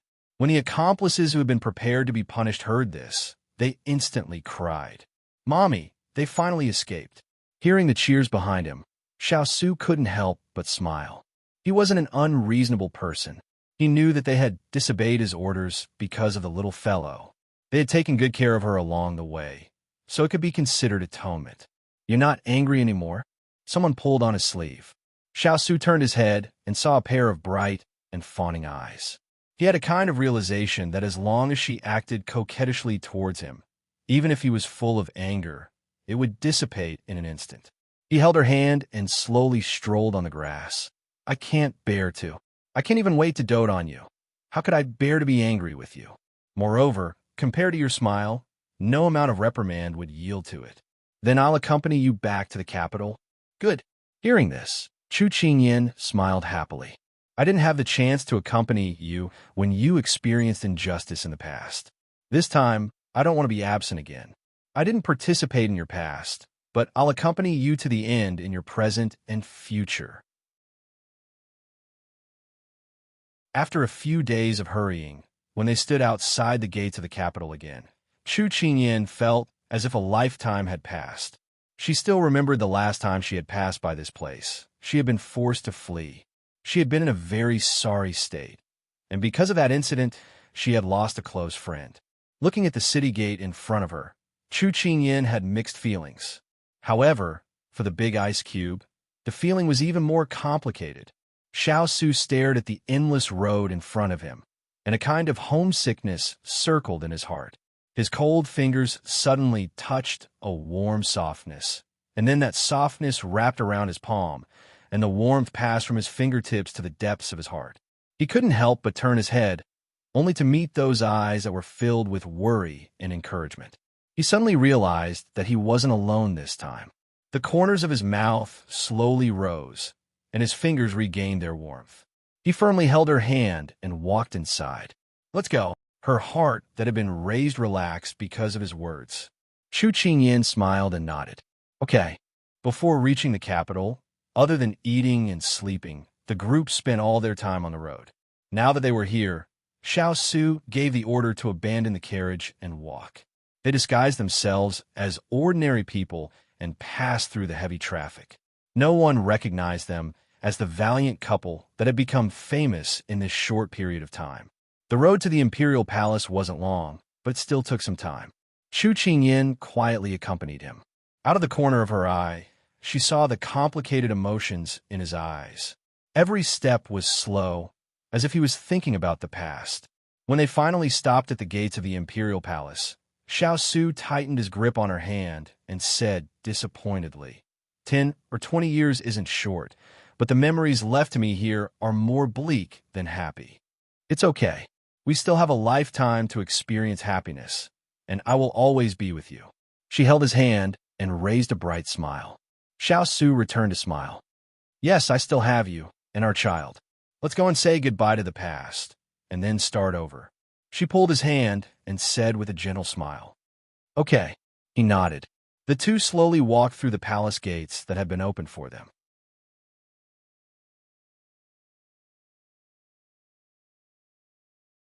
Chapter 1467. When they walked through the palace gates, everyone bowed respectfully to Xiao. Although Chu Qingyan was extremely shocked, she knew that now was not the time to ask questions. She lowered her head and followed him into the palace. Although she hadn't entered the palace many times, she still remembered every blade of grass and every tree here. She didn't know if it was because of her mentality or because it was late autumn, but she felt that everything in front of her had a bleak and somewhat oppressive feeling. Xiao held her hand tightly and asked in a low voice, "Are you not feeling well?" She had always admired the big ice cube's meticulous and sensitive mind. She shook her head lightly. "I'm fine." Xiao touched her face and hand. After finding that there was nothing wrong with her, he felt reassured and continued to lead her inside. When they reached the palace where the Sichuan emperor lived, a familiar figure appeared in their line of sight. When she saw the gentle expression on his face, Chu Qingyan suddenly felt a bit sad. After not seeing him for half a year, he seemed to have lost a lot of weight. If Zijing saw him like this, her heart would probably ache immensely. Imperial brother, imperial sister-in-law, welcome back to the palace. Xiao cupped his hands in greeting to the two with a warm and sincere smile. Xiao returned the greeting, a trace of smile in his eyes. It's been hard on you these days. Imperial brother, what are you saying? This is what this younger brother wants to do. Xiao waved his hand, then said, I also have to congratulate imperial brother and imperial sister-in-law. Soon, you'll have a child. I can also be an uncle. There was a bit of envy, but more blessings. Chu Qingyan's face was slightly red. She lowered her head and gently stroked her belly. She replied, It seems that the baby will be doted on by many people in the future. Of course. Xiao Su hugged her waist as he spoke matter-of-factly. Xiao Ho smiled.